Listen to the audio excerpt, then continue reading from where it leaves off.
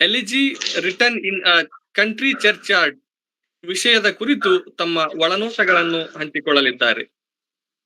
ನಮ್ಮ ಕರೆಯನ್ನು ಮನ್ನಿಸಿ ಈ ಕಾರ್ಯಕ್ರಮದ ಉಪನ್ಯಾಸಕರಾಗಿ ನಮ್ಮೊಟ್ಟಿಗೆ ಇರುವ ಡಾಕ್ಟರ್ ಮೋಹನ್ ಪ್ರಕಾಶ್, ಇಂಗ್ಲಿಷ್ ಸಹ ಪ್ರಾಧ್ಯಾಪಕರು, ತುಮಕೂರು ವಿಶ್ವವಿದ್ಯಾಲಯದ ಕಲಾ ಕಾಲೇಜು ತುಮಕೂರು, ಇವರಿಗೆ ಸಮಸ್ತ ಧಾರವಾಡ ಕಟ್ಟೆ ಬಳಗದ ಪರವಾಗಿ ತುಂಬ ಹೃದಯದ ಸುಸ್ವಾಗತವನ್ನು ಕೋರುತ್ತೇನೆ. ಸ್ವಾಗತ sir. Thank you sir. Thank you. ಅದೇ ರೀತಿ ಧಾರವಾಡ ಕಟ್ಟೆ ಧಾರವಾಡದ ಎಲ್ಲ ವಿನೂತನ ಕಾರ್ಯಕ್ರಮಗಳನ್ನು ಸಂಘಟಿಸುವಲ್ಲಿ ನಮ್ಮ ಹಿಂದಿನ ಸ್ಫೂರ್ತಿಯ ಚಿಲುಮೆಯಾಗಿರುವ ಈ ಕಾರ್ಯಕ್ರಮದ ಅಧ್ಯಕ್ಷತೆಯನ್ನು ವಹಿಸಿರುವ ಪ್ರೊಫೆಸರ್ ಬಸವರಾಜ್ ಡೋಣೂರ್, ಮಾನ್ಯ ನಿರ್ದೇಶಕರು, ಅಧ್ಯಯನಾಂಗ, ಕರ್ನಾಟಕ ಕೇಂದ್ರೀಯ ವಿಶ್ವವಿದ್ಯಾಲಯ ಕಲಬುರಗಿ, ಇವರಿಗಾದರೂ ಕೂಡ ತುಂಬ ಹೃದಯದ ಸುಸ್ವಾಗತವನ್ನ ಕೋರುತ್ತೇನೆ. ಸ್ವಾಗತ ಸರ್. ನಮಸ್ಕಾರ. ಅದೇ ರೀತಿ ಇವತ್ತಿನ ಈ ಒಂದು ಸುಮಧುರ ಸಾಹಿತ್ಯ ಸಂಜೆಗೆ ಸಾಕ್ಷಿಯಾಗಿರುವ ಎಲ್ಲ ಹಿರಿಯರಿಗೂ ಮತ್ತು ಎಲ್ಲ ಸಾಹಿತ್ಯಾಸಕ್ತರಿಗೂ, ನಮ್ಮ ಮಾಧ್ಯಮ ಸ್ನೇಹಿತರಿಗೂ ಹಾಗೂ ಧಾರವಾಡ ಕಟ್ಟೆ ಧಾರವಾಡದ ಎಲ್ಲ ಕೂಡ ಈ ಕಾರ್ಯಕ್ರಮಕ್ಕೆ ತುಂಬ ಹೃದಯದ ಸುಸ್ವಾಗತವನ್ನ ಕೋರುತ್ತೇನೆ. ಸಾಹಿತ್ಯಾಸಕ್ತರೇ, 60 ನಿಮಿಷಗಳ ಕಾಲ ಉಪನ್ಯಾಸಕರ ನುಡಿಗಳು, ಅದಾದ ನಂತರ 10 ನಿಮಿಷಗಳ ಕಾಲ ಅಧ್ಯಕ್ಷರ ಕೆಲವು ಪೂರಕ ನುಡಿಗಳು, ಅದಾದ ನಂತರ ಚರ್ಚೆಗೆ ಅವಕಾಶವಿರುತ್ತದೆ. ಸಾಹಿತ್ಯಾಸಕ್ತರು ತಮ್ಮ ಆಡಿಯೋ ಮತ್ತು ವಿಡಿಯೋ ಮ್ಯೂಟ್ ಮಾಡಿಕೊಂಡು ಸಹಕರಿಸಲು ಮನವಿ. ಉಪನ್ಯಾಸಕರು 60 ನಿಮಿಷಗಳ ಕಾಲಮಿತಿಯೊಳಗೆ ವಿಷಯ ಮಂಡನೆ ಮಾಡಲು ಸವಿನಯದ ಮನವಿ. ಈಗ ಧ್ವನಿ ಡಾಕ್ಟರ್ ಮೋಹನ್ ಪ್ರಕಾಶ್ ಅವರದು.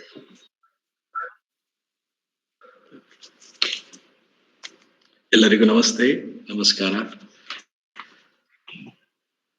First of all, I appreciate all the organizers, all the members of the organizing team for organizing such a wonderful event.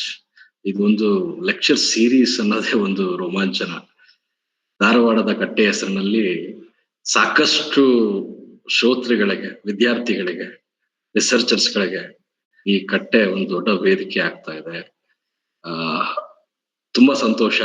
ನನ್ನನ್ನ ಆಹ್ವಾನಿಸಿರುವುದಕ್ಕೆ ಮೊದಲನೇದಾಗಿ ವಂದನೆಗಳನ್ನು ನಾನು ತಿಳಿಸ್ತೇನೆ. ಮತ್ತು ನನ್ನ ಹೆಸರು ಪ್ರೊಫೆಸರ್ ಗುಂಡೂರ್ ಅವರು ಸಜೆಸ್ಟ್ ಮಾಡಿದ್ರು ಅನ್ಸುತ್ತೆ. ಅವ್ರಿಗೂ ಕೂಡ ನನ್ನ ತುಂಬು ಹೃದಯದ ವಂದನೆಗಳು. ಸ್ನೇಹಿತರೆ, ನಾನೊಂದು ಉಪನ್ಯಾಸವನ್ನ ಈಗ ಪ್ರಾರಂಭಿಸ್ತಾ ಇದ್ದೇನೆ. ಇಂದಿನ ಜಗತ್ತು ಪ್ರಥಮವಾಗಿ ಡಿಜಿಟಲ್ ಯುಗ, ಮಟೀರಿಯಲಿಸ್ಟಿಕ್ ವರ್ಲ್ಡ್, ಕೊಳ್ಳುಬಾಕ ಸಂಸ್ಕೃತಿಯ ಯುಗ ಇದು. ಈ ಯುಗದಲ್ಲಿ ಜೀವಂತಿಕೆಯ ಸೆಲೆಯೇ ಕಾಣ್ತಾ ಇಲ್ಲ ಅನ್ನೋದು ಒಂದು ಅಳಲು ಇವತ್ತಿನ ದಿವಸ ಕೇಳಿಸ್ತಾ ಇದೆ.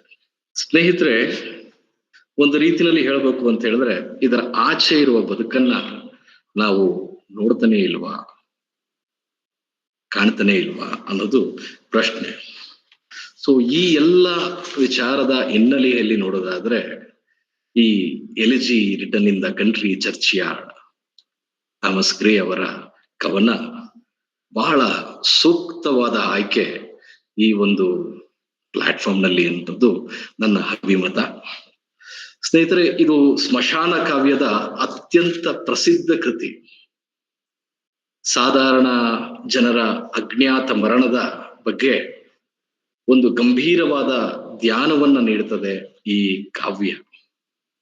ಈ ಕಾವ್ಯ ಮರಣದ ಬಗ್ಗೆ, ಅದರ ಅನಿವಾರ್ಯತೆಯ ಕುರಿತು ಮಾತನಾಡುವುದು ಮಾತ್ರವಲ್ಲ, ಎಷ್ಟೋ ರೀತಿಯಲ್ಲಿ ಜನಪ್ರಿಯರಾಗದಂತಹ, ಸಾಧನೆ ಮಾಡದಂತಹ ಜನರ ಸರಳ ಸುಂದರ ಜೀವನದ ಬಗ್ಗೆ ಘನತೆಯನ್ನ ಎತ್ತಿ ಹಿಡಿಯುವ ಪ್ರಯತ್ನ ಥಾಮಸ್ ಗ್ರೇ ಅವರದಾಗಿದೆ ಈ ಕವನದ ಮೂಲಕ. ಈ ಸಣ್ಣ ಸಾರದ ಮೂಲಕ ನನ್ನ ಕಾವ್ಯವನ್ನ ಪ್ರಾರಂಭಿಸ್ತಾ ಇದ್ದೇನೆ. ಸ್ನೇಹಿತರೆ, ಯಾವುದೇ ಕಾವ್ಯದ ಉಪನ್ಯಾಸ ವಾಚನವಿಲ್ಲದೆ ಉತ್ತಮ ಮಟ್ಟದಲ್ಲಿ ಮೂಡಲಾರದು ಅನ್ನೋದು ನನ್ನ ಅಭಿಮತ. ಈ ಉಪನ್ಯಾಸದ ಒಂದು ಕಾರ್ಯಕ್ರಮಕ್ಕಾಗಿಯೇ ಒಂದು ಸಣ್ಣ ಪ್ರಯತ್ನ ಮಾಡಿದೆ. ನನ್ನದೇ ಆದ ರೀತಿಯಲ್ಲಿ ಈ ಕಾವ್ಯವನ್ನ ಅನುವಾದ ಮಾಡುವ ಪ್ರಯತ್ನವನ್ನು ಮಾಡಿದ್ದೇನೆ. ಇಂಗ್ಲಿಷ್ ನಲ್ಲಿ ನೀವು ಪದ್ಯವನ್ನ ಇಟ್ಕೋಬಹುದು ನಿಮ್ಮ ಮುಂದೆ, ನನ್ನ ಕನ್ನಡದ ಒಂದು ಅನುವಾದವನ್ನ ನಿಮ್ಮ ಮುಂದೆ ಒಂದು 5 ರಿಂದ 10 ನಿಮಿಷ ತೆಗೆದುಕೊಳ್ತೇನೆ, ಓದ್ತೇನೆ. ಸುಲಭವಾಗಿ ಇದನ್ನ ಫಾಲೋ ಮಾಡೋದಕ್ಕೆ ಸಾಧ್ಯವಾಗ್ತದೆ ಅನ್ನೋ ವಿಚಾರ ನಿಮ್ಮ ಮುಂದೆ ಹೇಳ್ತೇನೆ. ಶೋಕ ಗಂಟೆಯ ನಾದಕ್ಕೆ ದಿನದ ವಿದಾಯ ಘೋಷ ಮೊಳಗಿತು. ಮೆಲ್ಲನೆ ಹಾದು ಹೊರಟವು ದನಕರು ಹುಲ್ಲುಗಾವಲ ತೊರೆಯುತ್ತ. ಶ್ರಮ ತಣಿದ ರೈತನು ಬಾರ ಹೆಜ್ಜೆ ಹಾಕಿ ಹಿಂದಿರುಗುವನು ಜಗತ್ತಲ್ಲ ಕತ್ತಲಿಗೆ ಮತ್ತು ನನಗೂ ಒಪ್ಪಿಸುತ್ತ. ಈಗ ಅಸ್ತಂಗವಾಗುತ್ತಿದೆ ಬೆಳಕು, ಮಸುಕಿನಿಂದ ಜಗವನ್ನು ಮುಚ್ಚುತ್ತ. ಹಾಗೆಯೇ ಮೌನ ಹೊತ್ತ ಗಾಳಿ ತಿರುಗಾಟವಿಲ್ಲದೆ ನಿಂತಿಹುದು. ಜೀರಿಂಬೆಯ ಹಾರಾಟ ಒಂದೇ ಮೌನ ತಣಿಸುವ ನಾದವಲ್ಲಿ, ಮತ್ತು ಗಂಟೆಗಳ ಮಂಪರಿನ ಧ್ವನಿಯು ಲಾಲಿಸುವಂತಿತ್ತು ದೂರದ ಕೊಟ್ಟಿಗೆಗಳಲ್ಲಿ. ಇದರ ಹೊರತಾಗಿ ಲತಾಮಯ ಗೋಪುರದಿಂದ ನಸು ಮುಗಿಲಿನಲ್ಲಿ ಗೂಬೆ ಚಂದ್ರನಿಗೆ ಮೊರೆ ಹಿಡುತ್ತಾ ಗುಣಗುವಳು. ಅವಳ ಗುಪ್ತ ಮಂದಿರದ ಸೀಮೆಯಲ್ಲಿ ಅಲೆದಾಡುವವನು ತನ್ನ ಪ್ರಾಚೀನ ಆಳ್ವಿಕೆಯನ್ನ ಕೆಡಸಿಯಾನೆಂದು.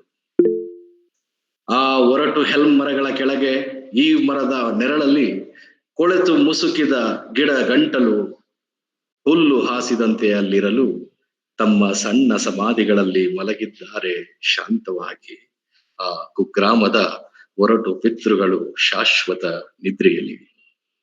ಸ್ನೇಹಿತರೆ, ಮುಂದುವರಿಸ್ತೀನಿ. ಇಲ್ಲಿ ವಿಚಾರ ಏನು ಅಂತ ಹೇಳಿದ್ರೆ, ಈ ಕವನ ಪ್ರಾರಂಭಿಸುವ ರೀತಿ, ಮರಣವೇ ಇಲ್ಲಿ ಪ್ರಾರಂಭ, the close of the day ಅಂತ ಏನ್ ಹೇಳ್ತೀವಿ, ದಿನದ ಅಂತ್ಯ ಇಲ್ಲಿ ಜೀವನದ ಅಂತ್ಯವೂ ಹೌದು ಅನ್ನೋ ರೀತಿಯಲ್ಲಿ ಬಿಂಬಗಳ ಮೂಲಕ ವ್ಯಕ್ತಪಡಿಸಿದ್ದಾರೆ ಥಾಮಸ್ ಗ್ರೇ. ನೀವು ಪ್ರಾರಂಭದಲ್ಲಿ ನೋಡ್ಬೋದು ಎಷ್ಟು ಗಂಭೀರವಾಗಿ ಈ ಕಾವ್ಯವನ್ನ ಪ್ರಾರಂಭಿಸ್ತಾರೆ ಥಾಮಸ್ ಗ್ರೇ ಅವರು ಅಂತ ಹೇಳಿದ್ರೆ, ನಮ್ಮ ಜೀವನದ ಗಂಭೀರತೆಯನ್ನು ಇಲ್ಲಿಯೇ ನಾವು ಕಾಣಬಹುದು ಅನ್ಸುತ್ತೆ. ಮರಣದ ವಿಚಾರವಾಗಿ ಎಷ್ಟು ಸುಂದರವಾಗಿ ಕಟ್ಕೊಡ್ತಾರೆ. ಸ್ಮಶಾನ ಅನ್ನುವ ಒಂದು ಪದವೇ ಒಂದು ಫಾರ್ಬಿಡನ್ ಪ್ಲೇಸ್ ಅಂತ ಕರಿತೀವಿ, ಅಬ್ಯಾಂಡನ್ ಪ್ಲೇಸ್ ಅಂತ ಕರಿತೀವಿ. ಅಂತ ಒಂದು ಸ್ಥಳದಲ್ಲಿ ಕುಳಿತು ಕವಿ ಅವರ ಚಿಂತನೆಯನ್ನ ಮಂಡಿಸುವ ರೀತಿ ಈ ಕಾವ್ಯದಲ್ಲಿ ಕಟ್ಕೊಟ್ಟಿದ್ದಾರೆ. ನೋಡ್ಬಹುದು ನಾವು ಎಷ್ಟು ಸುಂದರವಾಗಿ ಹೇಳ್ತಾರೆ. ಆ ಗಾಂಭೀರ್ಯತನ ನೀವು ಗಮನಿಸ್ಬೋದು. ಶೋಕ ಗಂಟೆಯು ಅಥವಾ ಚರ್ಚ್ ಮಂದಿರದ ಗಂಟೆಯು ದಿನದ ವಿದಾಯದ ಘೋಷವನ್ನ ಮೊಳಗ್ತಾ ಇದೆ. ಸ್ಮಶಾನ ಮೌನ ಅಲ್ಲಿ ನೆಲೆಸಿದೆ ಅನ್ನೋದನ್ನ ಎಷ್ಟು ಚಂದ ಹೇಳ್ತಾರೆ. ದನಕರುಗಳು ಹೊರಟು ಹುಲ್ಲುಗಾವಲ ತೊರೆಯುತ್ತ, ಶ್ರಮ ತಣಿದ ರೈತನು ಬಾರ ಹೆಜ್ಜೆ ಹಾಕಿ ಹಿಂದಿರುಗ್ತಾ ಇದ್ದಾನೆ ಜಗತ್ತನ್ನು ಕತ್ತಲಿಗೂ ಮತ್ತು ನನಗೂ ಒಪ್ಪಿಸುತ್ತ.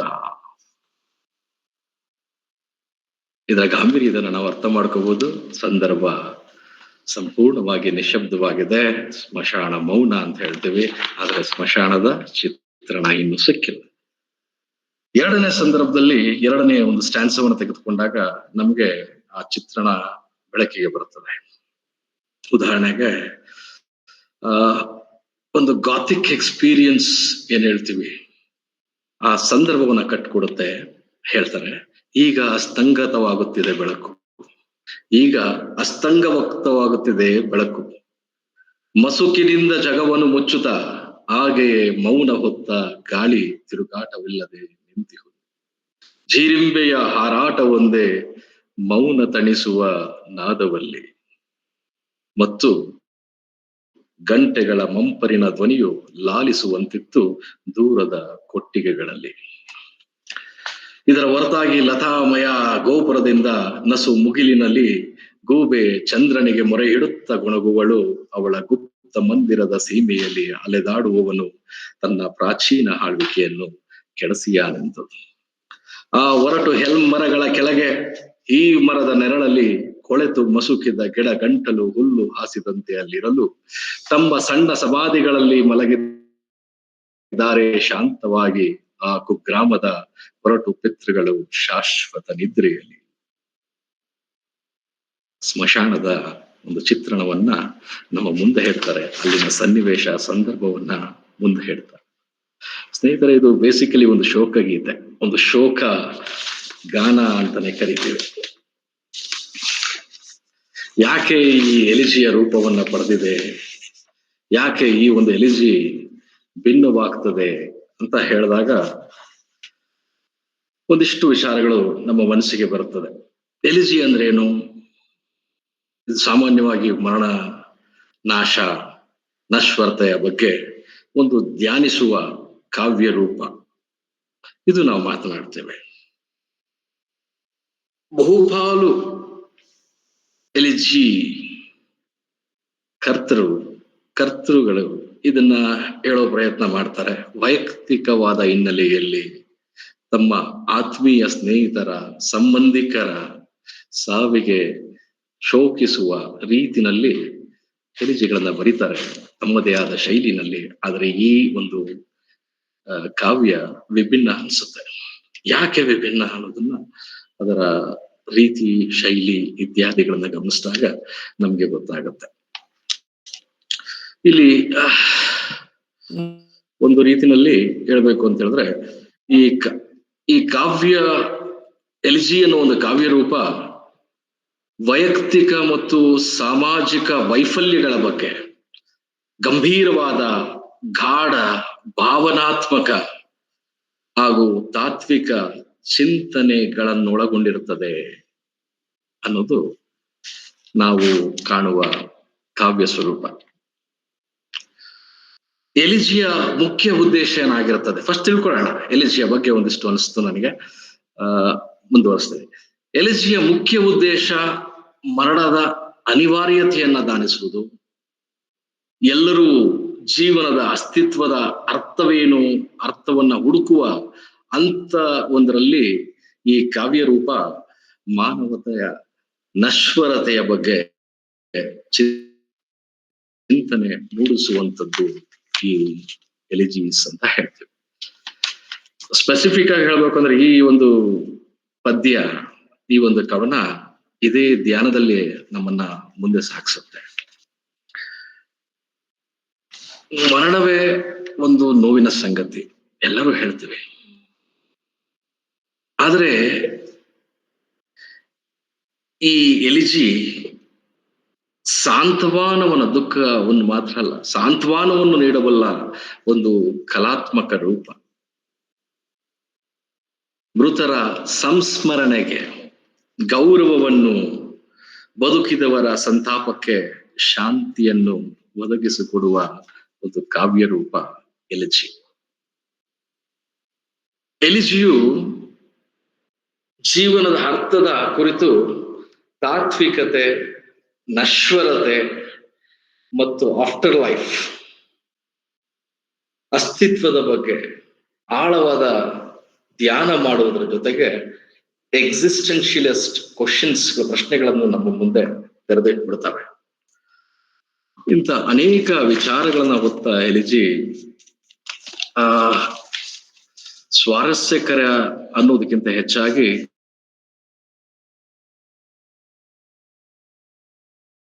ತಾತ್ವಿಕ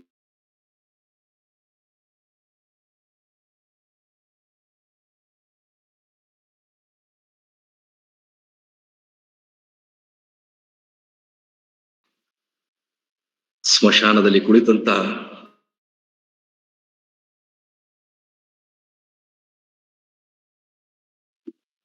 ಕಟ್ಟಾಗ್ತಾ ಇದೆ ಸರ್, ಕೇಳಿಸ್ತಾ ಇಲ್ಲ.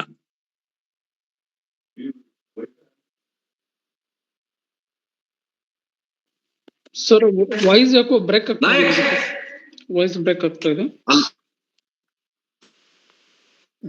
ಮೋಹನ್ ಅವರೇ, ನಿಮ್ಮ ನೆಟ್ವರ್ಕ್ ಸ್ವಲ್ಪ ಚೆಕ್ ಮಾಡ್ಕೊಳ್ಳಿ.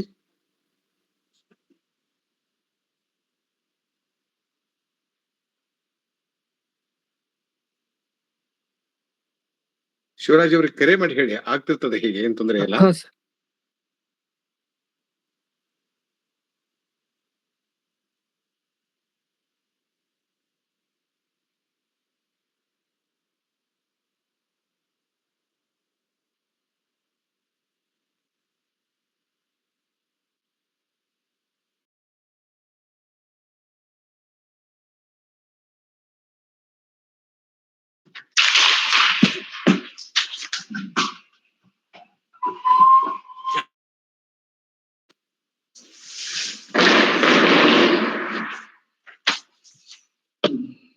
ಕೇಳಿಸ್ತಾ ಇದೆಯಲ್ಲ?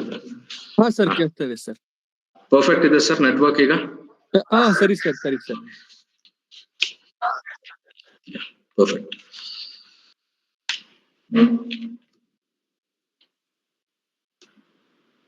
Network signal. You lost your network connection trying to reconnect.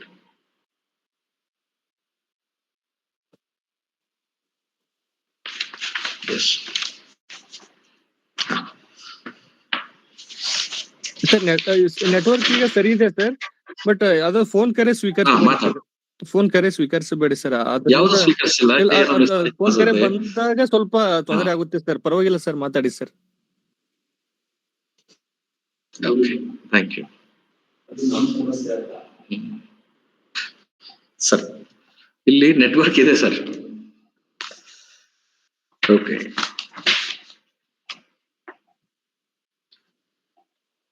Okay. ಸ್ಮಶಾನದ ಚಿತ್ರವನ್ನ ಮುಂದಿಟ್ಟು ಮುಂದುವರಿಸ್ತಾರೆ ಕವಿ ಮುಂದಿನ ಸಾಲುಗಳು.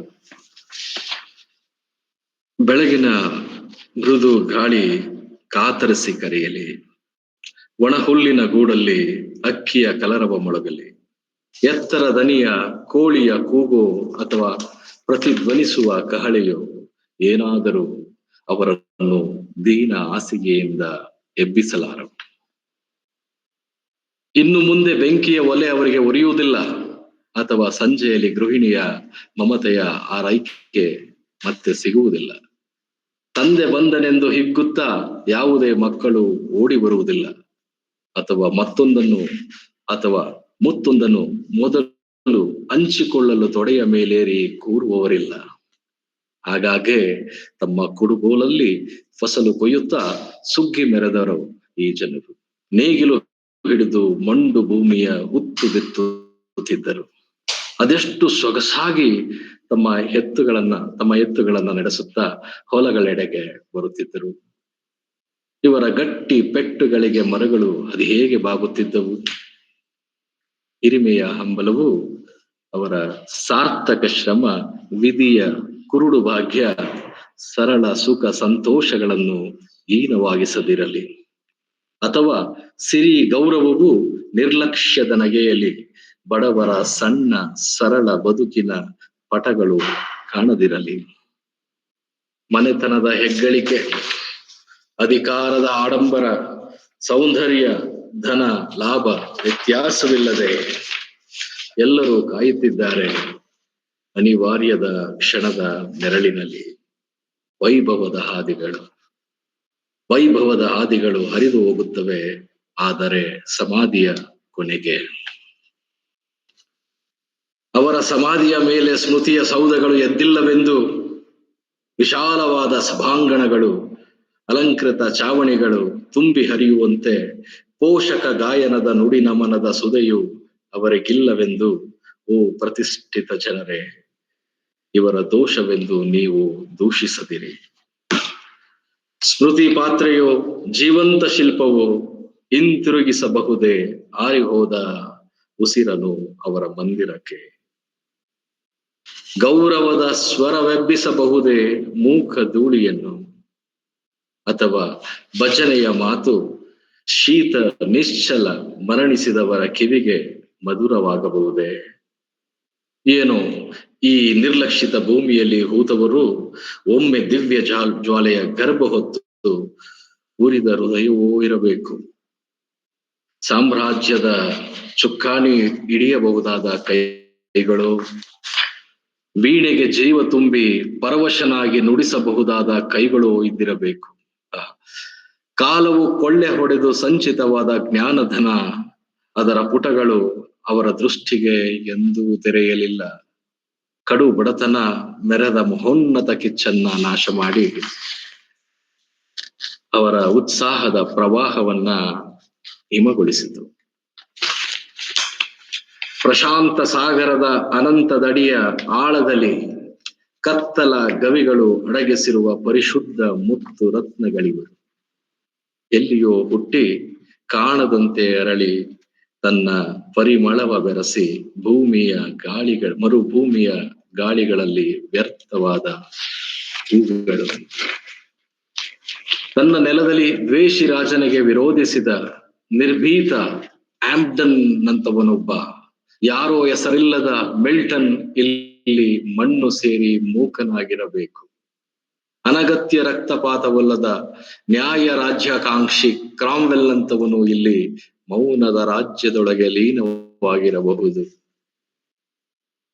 ಜೀವನದ ಕಷ್ಟ ಕಾರ್ಪಣ್ಯಗಳ ಹೊರೆಹೊತ್ತು ದುರೀಣರ ಸಭೆ ಕೀರ್ತಿ ಮೆಚ್ಚುಗೆಯ ಚಪ್ಪಾಳೆಯ ಸವಿಯದೆ ಸಮೃದ್ಧಿ ನಾಡಿನ ನಗು ಹೆಚ್ಚಿಸುವ ಅಪಾರ ಸಾಧನೆಗಳ ಹಂಬಲಿಸದೆ ರಾಷ್ಟ್ರದ ದೃಷ್ಟಿಯಲ್ಲಿ ಓದುವ ಇತಿಹಾಸ ಸೇರದಾದರು. ಅವರ ಬದುಕಿನ ಸನ್ನಿವೇಶಗಳು ಸುತ್ತುವರಿದು ತಡೆದಿತ್ತದು ಸದ್ಗುಣ ಮಾತ್ರವಲ್ಲ, ಅಪರಾಧಗಳನ್ನು ಅದೇ ನಿಗ್ರಹಿಸಿತು.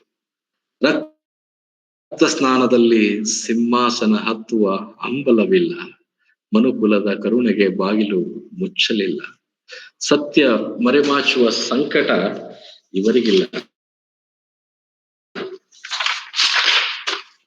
ನಾಚಿಕೆಯ ಕೆಂಪು ಹೊತ್ತ ಮೊಗವನ್ನು ನಗೆಯೊಳಗೆ ಮುಚ್ಚಲು ಪ್ರತಿಷ್ಠೆ ಮತ್ತು ಐಶ್ವರ್ಯ ದೇವಾಲಯದಲ್ಲಿ ಧೂಪ ಬೆಳಗಿಸುವುದು ಇವರಿಗೆ ಬಾರದು. ಕುಹಕ ತಕರಾರುಗಳ ಉಚ್ಚಾಟದ ಜಂಗುಳಿಯ ಗೋಜಿಲ್ಲದೆ ಅವರ ಶಾಂತ ಅಭಿಲಾಷೆಗಳು ಎಂದಿಗೂ ದಾರಿ ತಪ್ಪಲಿಲ್ಲ. ತಮ್ಮದೇ ಆದ ತಂಗಾಳಿಯ ಕಣಿವೆಯ ದಾರಿಯುದ್ದಕ್ಕೂ ಸದ್ದಿಲ್ಲದ ಜೀವನದ ಒಲವು ನಿರಂತರ. ಅಪಮಾನದಿಂದ ದೂರ ಉಳಿಯಲು ಎಲುಬುಗಳಿಗೆ ಸ್ಮಾರಕಗಳು, ಹತ್ತಿರವೇ ಕ್ಷೀಣವಾದ ಸ್ಮರಣೆಯ ಹೊತ್ತು ಇನ್ನೂ ನಿಂತಿವೆ. ಅನೋಖ್ಯ ಕವಿತೆಗಳ ಮತ್ತು ಆಕಾರವಿಲ್ಲದ ಆಕೃತಿಗಳ ಅಲಂಕಾರ ಹಾದು ಹೋಗುವವರಿಂದ ಕ್ಷಣಕಾಲದ ನಿಟ್ಟುಸಿರೊಂದನ್ನ ಕೇಳುತ್ತದೆ. ಖ್ಯಾತಿ ಶೋಕಗಾಥೆಯ ಸ್ಥಾನದಲ್ಲಿ ಅವರ ಹೆಸರು ವರುಷಗಳು ಅಕ್ಷರ ಅರಿಯದ ದೇವತೆ ಕೆತ್ತಿದ ಸ್ಮರಣೆ. ಪವಿತ್ರ ವಚನಗಳ ಸುತ್ತಮುತ್ತ ಹರಡುತ್ತಾಳೆ ಅವಳು. ಗ್ರಾಮ್ಯ ಚಿಂತನಕ್ಕನಿದು ಮುಕ್ತಿಯ ಬೋಧನೆ. ಮೌನ ಮರೆಯಲ್ಲಿ ಅಳಿದು ಹೋದರವರು, ಸುಖ ಸಂತಾಪ ತ್ಯಜಿಸಿ ಹಾರಿದರು. ಉಜ್ವಲ ಅಗಲಿನ ಸೀಮೆ ತೊರೆದು ತಿರುಗಿ ನೋಡದೆ ಆಶೆಗಣ್ಣ ನೋಟವಿಲ್ಲದೆ ನಿರ್ಗಮಿಸುವ ಮನಸ್ಸು ಪ್ರೀತಿಯ ಮಡಿಲ ಬಯಸುತ್ತದೆ. ಮುಚ್ಚುವ ಕಣ್ಣು ಪವಿತ್ರ ಜಲವನ್ನು ಕೋರುತ್ತದೆ. ಅಂತೆಯೇ ಸಮಾಧಿಯೊಳಗಿನ ಒಡಲು ರೂಢಿಗತ ಮಾತು ನಿಲ್ಲಿಸದು. ಬೂದಿಯಲ್ಲಿಯೂ ಪೂರ್ವದ ಜ್ವಾಲೆ ಸ್ಮೃತಿಯನ್ನು ಜೀವಿಸುತ್ತದೆ. ನೀನು ಮರೆತ ಮೃತರನ್ನು ನೆನೆಯುತ್ತಾ ನಿನ್ನ ಸಾಲುಗಳಲ್ಲಿ ಅವರ ಸರಳ ಕಥೆಗಳಿಗೆ ಜೀವ ನೀಡುವೆ. ನಿನ್ನಂತವನೊಬ್ಬ ಯಾರೋ ಉತ್ಸಾಹಿಯು ಏಕಾಂತ ಚಿಂತನೆಗೆ ಮುಂದಾಗಿ ನಿನ್ನ ಹಣೆ ಬರಹವ ಕೇಳಲು ಸಾಗಿದರೆ ಬಹುಶಃ ಆಗ ಒಬ್ಬ ತಲೆ ಬೆಳ್ಳಗಾದ ಕುರಿಗಾಹಿ ಹೇಳಬಹುದು, ನಾವು ಅವನನ್ನು ಆಗಾಗ್ಗೆ ಮುಂಜಾನೆಯ ಉತ್ತುಂಗದಲ್ಲಿ ನೋಡಿದ್ದೇವೆ. ಆತುರದ ಹೆಜ್ಜೆಗಳ ನಿಡುತ್ತ ಇಬ್ಬನಿಯ ಹನಿಗಳನ್ನು ಒರೆಸುತ್ತ ಎತ್ತರದ ಹುಲ್ಲು ಹಾಸಿನ ಮೇಲೆ ನಿಂತು ಹುಟ್ಟುವ ಸೂರ್ಯನನ್ನು ಕಾಣುತ್ತಿದ್ದನು. ಅಲ್ಲಿ ತನ್ನ ಹಳೆಯ ಸುಂದರ ಸುರಳಿಯ ಬೇರುಗಳನ್ನು ಎತ್ತರಕ್ಕೆ ಚಾಚಿದ ಹಾಗೆ ತೂಗಾಡುವ ಹೊಂಗೆ ಮರದ ಬುಡದಲ್ಲಿ ತನ್ನ ಬಳಲಿದ ದೇಹವನ್ನು ಮಧ್ಯಾಹ್ನದ ಹೊತ್ತಿನಲ್ಲಿ ಚಾಚುತ್ತಿದ್ದನು. ಜುಳಜುಳನೆ ಹರಿಯುವ ಹೊಳೆಯನ್ನು ನೋಡುತ್ತಲೇ ಇರುತ್ತಿದ್ದನು. ಅಲ್ಲಿ ಆ ಅರಣ್ಯದ ಹತ್ತಿರ ಈಗೊಮ್ಮೆ ತಿರಸ್ಕಾರದಿಂದ ನಗುತ್ತಾ ದಿಕ್ಕು ತಪ್ಪಿದ ತನ್ನ ಕನಸುಗಳ ಗೊಣಗುತ್ತಾ ಅಲೆದಾಡುತ್ತಿದ್ದನು. ಮತ್ತೊಮ್ಮೆ ಕಳೆಗುಂದಿದವನಂತೆ ದುಃಖಿತನಾಗಿ ನಿಶ್ಶಕ್ತನಂತೆ ಅಥವಾ ಚಿಂತೆಯಲ್ಲಿ ಹುಚ್ಚಾಗಿ ಕಳೆಯುತ್ತಿದ್ದನು. ಇಲ್ಲವೇ ಹತಾಶ ಪ್ರೀತಿಯ ಬೇಗುದಿಯಲ್ಲಿರುವಂತೆ ಕಾಣುತ್ತಿದ್ದನು.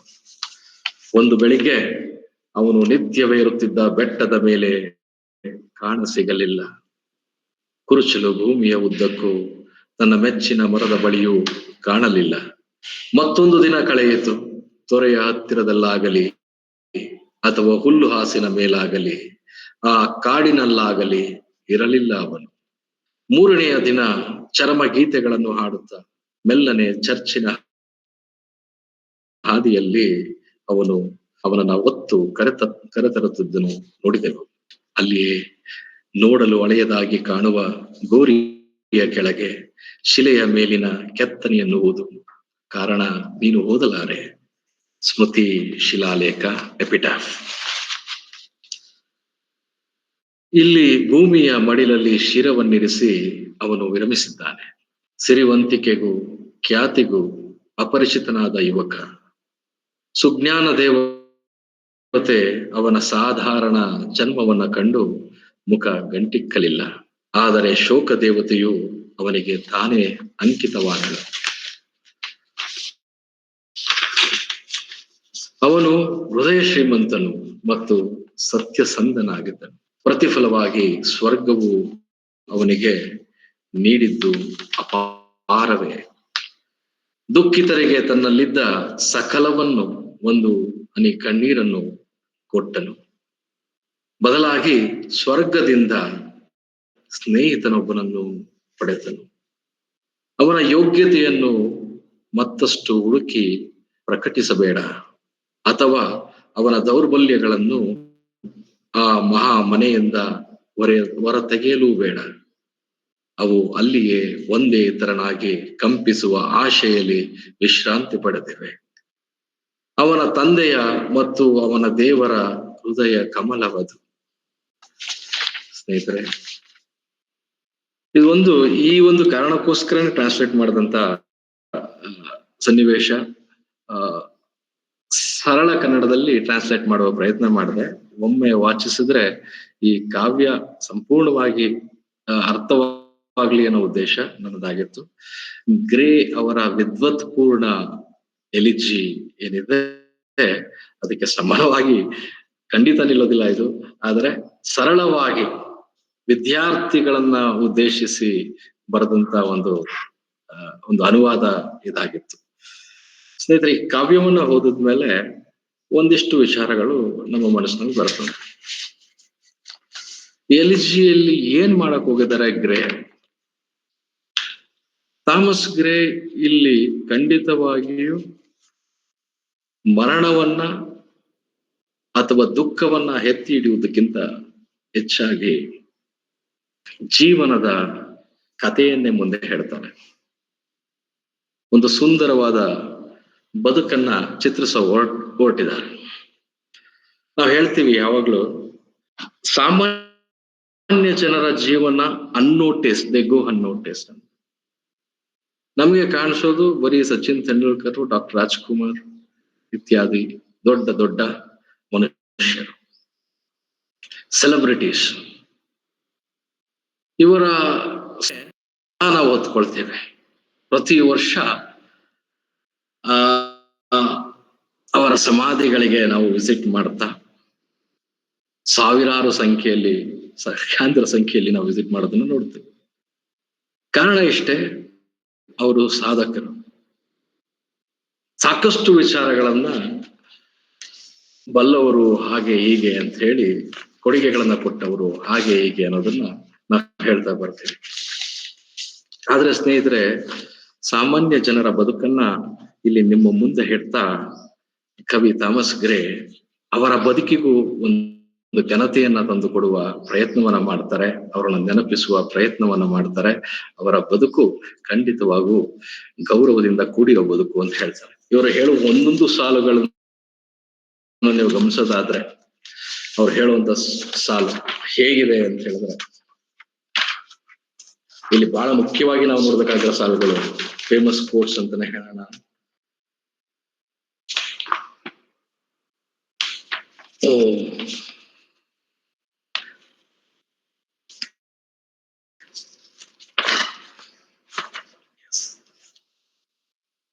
ಹಿರಿಮೆಯ ಹಂಬಲವು ಅವರ ಸಾರ್ಥಕ ಶ್ರಮ, ವಿಧಿಯ ಕುರುಡು ಭಾಗ್ಯ, ಸರಳ ಸುಖ ಸಂತೋಷಗಳನ್ನು ಹೀನವಾಗಿಸದಿರಲಿ. ಥಾಮಸ್ ಗ್ರೇ ಹೇಳ್ತಾರೆ, ಸುಖ ಉಂಡವರು, ಸಾಧಕರು ಇವರ ಸಾಮಾನ್ಯ ಬದುಕನ್ನ ಕುರುಡು ಭಾಗ್ಯ ಅಂತ ಬಳಸ್ದೆ, ಇದನ್ನ ಕಂಡು ನಗುವುದು ಬೇಡ, ಅಣಕವಾಡುವುದು ಬೇಡ ಅಂತ ಹೇಳ್ತಾರೆ. ಕಾರಣ ಇಷ್ಟೇ, ಅಲ್ಲೂ ಒಂದು ಸಿರಿ ಗೌರವ ಇದೆ, ಅಲ್ಲೂ ಒಂದು ಸಂತೋಷದ ಬದುಕು ಅವರದೇ ಆದ ರೀತಿಯಲ್ಲಿ ಕಂಡುಕೊಂಡಿರ್ತಾರೆ. ಆದ್ರೆ ನಮ್ಮ ಜನ ಇದನ್ನ ಆಡ್ಕೊಳ್ಳೋದನ್ನ ನೋಡ್ತೇವೆ. ಸಿರಿ ಗೌರವ ಅನ್ನೋದು ಯಾವತ್ತು ಮತ್ತೊಬ್ಬರನ್ನ ಅಣಕದ ನಗೆಯಲ್ಲಿ ಅವರ ಸರಳ ಬದುಕನ್ನ ಕಾಣದಿರ್ಲಿ ಅನ್ನೋದು ಗ್ರೇ ಅವರ ಒಂದಿಷ್ಟು ವಿಚಾರಗಳು.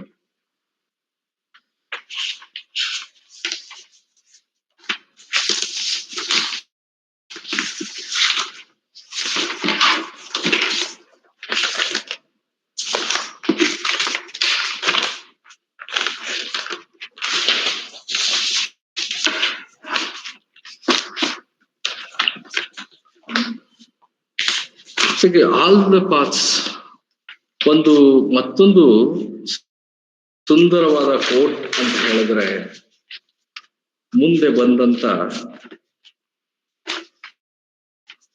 ಅನೇಕ ಕವಿಶ್ರೇಷ್ಠರುಗಳು ಈ ಸಾಲಿನಲ್ಲಿ ಮುಂದುವರಿತಾರೆ. ಥಾಮಸ್ ಗ್ರೇ ಬಳಸಿದಂತಹ ಸಾಹಿತ್ಯ, ಈ ಕಾವ್ಯ ಎಷ್ಟು ಪ್ರೇರೇಪಣೆ ನಾನು ನೀಡ್ತದೆ ಅಂತ ಹೇಳಿದ್ರೆ, ಅನೇಕ ಕಾದಂಬರಿಗಳು ಗಾಥಿಕ್ ನಾವೆಲ್ಸ್ಗಳ ರೂಪದಲ್ಲಿ, ಕೆಲವು ಆರರ್ ಪ್ಲೇಸ್ನ ರೂಪದಲ್ಲಿ ಈ ಒಂದು ಸ್ಫೂರ್ತಿ ಆಯ್ತು ಅನ್ನೋ ಒಂದು ಮಾತನ್ನ ನಾವು ಕೇಳಿದ್ದೇವೆ. ಯಾಕೆ ಸ್ಫೂರ್ತಿ ಆಯ್ತು ಅಂತ ಬಿಟ್ಟಿದ್ದು, ಆದ್ರೆ ಇಲ್ಲಿ ಬಳಸಿದಂತ ಪದಗಳು ಹೇಗಿದಾವೆ ಅನ್ನೋದನ್ನ ನೋಡ್ತೀವಿ. ಒಂದ್ ಕಡೆ ಹೇಳ್ತಾರೆ, ಈ ಜನಗಳ ಬಡತನ, ಕಡು ಬಡತನ ಇವರ ಶಕ್ತಿಯನ್ನ ಅನಾವರಣಗೊಳ್ಳೋದಕ್ಕೆ ಬಿಡ್ಲೇ ಇಲ್ಲ, ಇವರನ್ನ ಕಟ್ಟು ಹಾಕಿದಂತಹ ವಿಚಾರ ಏನಾದ್ರೂ ಇದ್ರೆ ಅದು ಕಡು ಬಡತನವಾಗಿತ್ತು ಅಂತ ಹೇಳ್ತಾರೆ. ಸಾಧಿಸುವ ಹಂಬಲವನ್ನ ಮುಚ್ಚಾಕ್ತು ಅನ್ನೋ ಒಂದು ಮಾತಾಡ್ತಾರೆ. ಈ ಸ್ಮಶಾನದ ಗೋರಿಗಳಲ್ಲಿ, ಸಣ್ಣ ಗೋರಿಗಳಲ್ಲಿ ಮಲಗಿದ್ದಾರೆ. ಯಾವುದೇ ರೀತಿಯ ದೊಡ್ಡ ದೊಡ್ಡ ಶಿಲಾ ಫಲಕಗಳನ್ನ, ಸ್ಮಾರಕ ಫಲಗಳನ್ನ ಒತ್ತಿರದ ಸಣ್ಣ ಸಣ್ಣ ಗೋರಿಗಳಲ್ಲಿ ಮಲಗಿದ್ದಾರೆ ಈ ಕುಗ್ರಾಮದ ಜನಗಳು ಅಂತ ಹೇಳ್ತಾ ಅವ್ರು ಹೇಳ್ತಾರೆ, ಈ ಜನಗಳ ಸಾಮಾನ್ಯ ಬದುಕು ಬಡತನದಿಂದಾಗಿ ಮರೆತು ಹೋಯಿತು,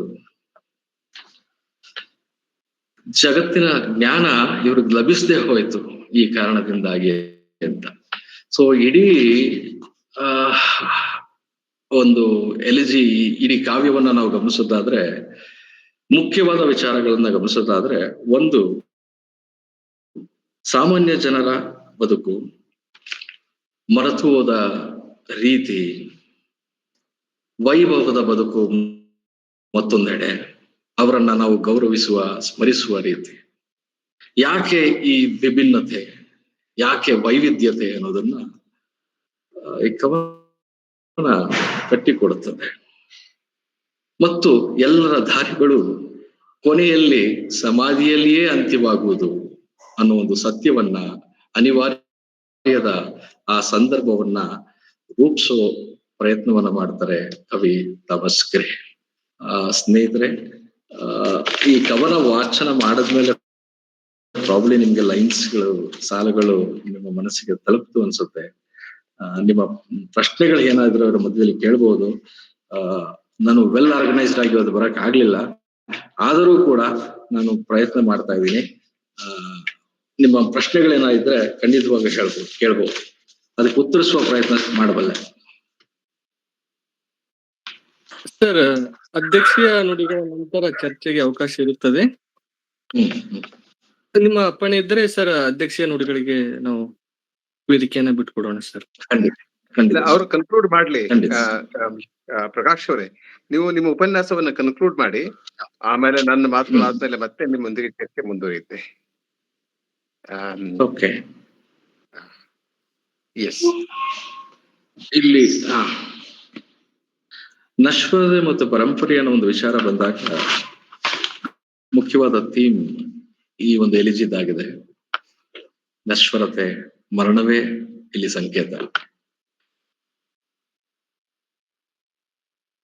ಪ್ರತಿಯೊಬ್ಬರ ಅನಿವಾರ್ಯ ಗಂಟೆ ಅಂತ ಹೇಳಿದ್ರೆ ಅದು ಮರಣ ಅಂತ ಹೇಳ್ತಾರೆ.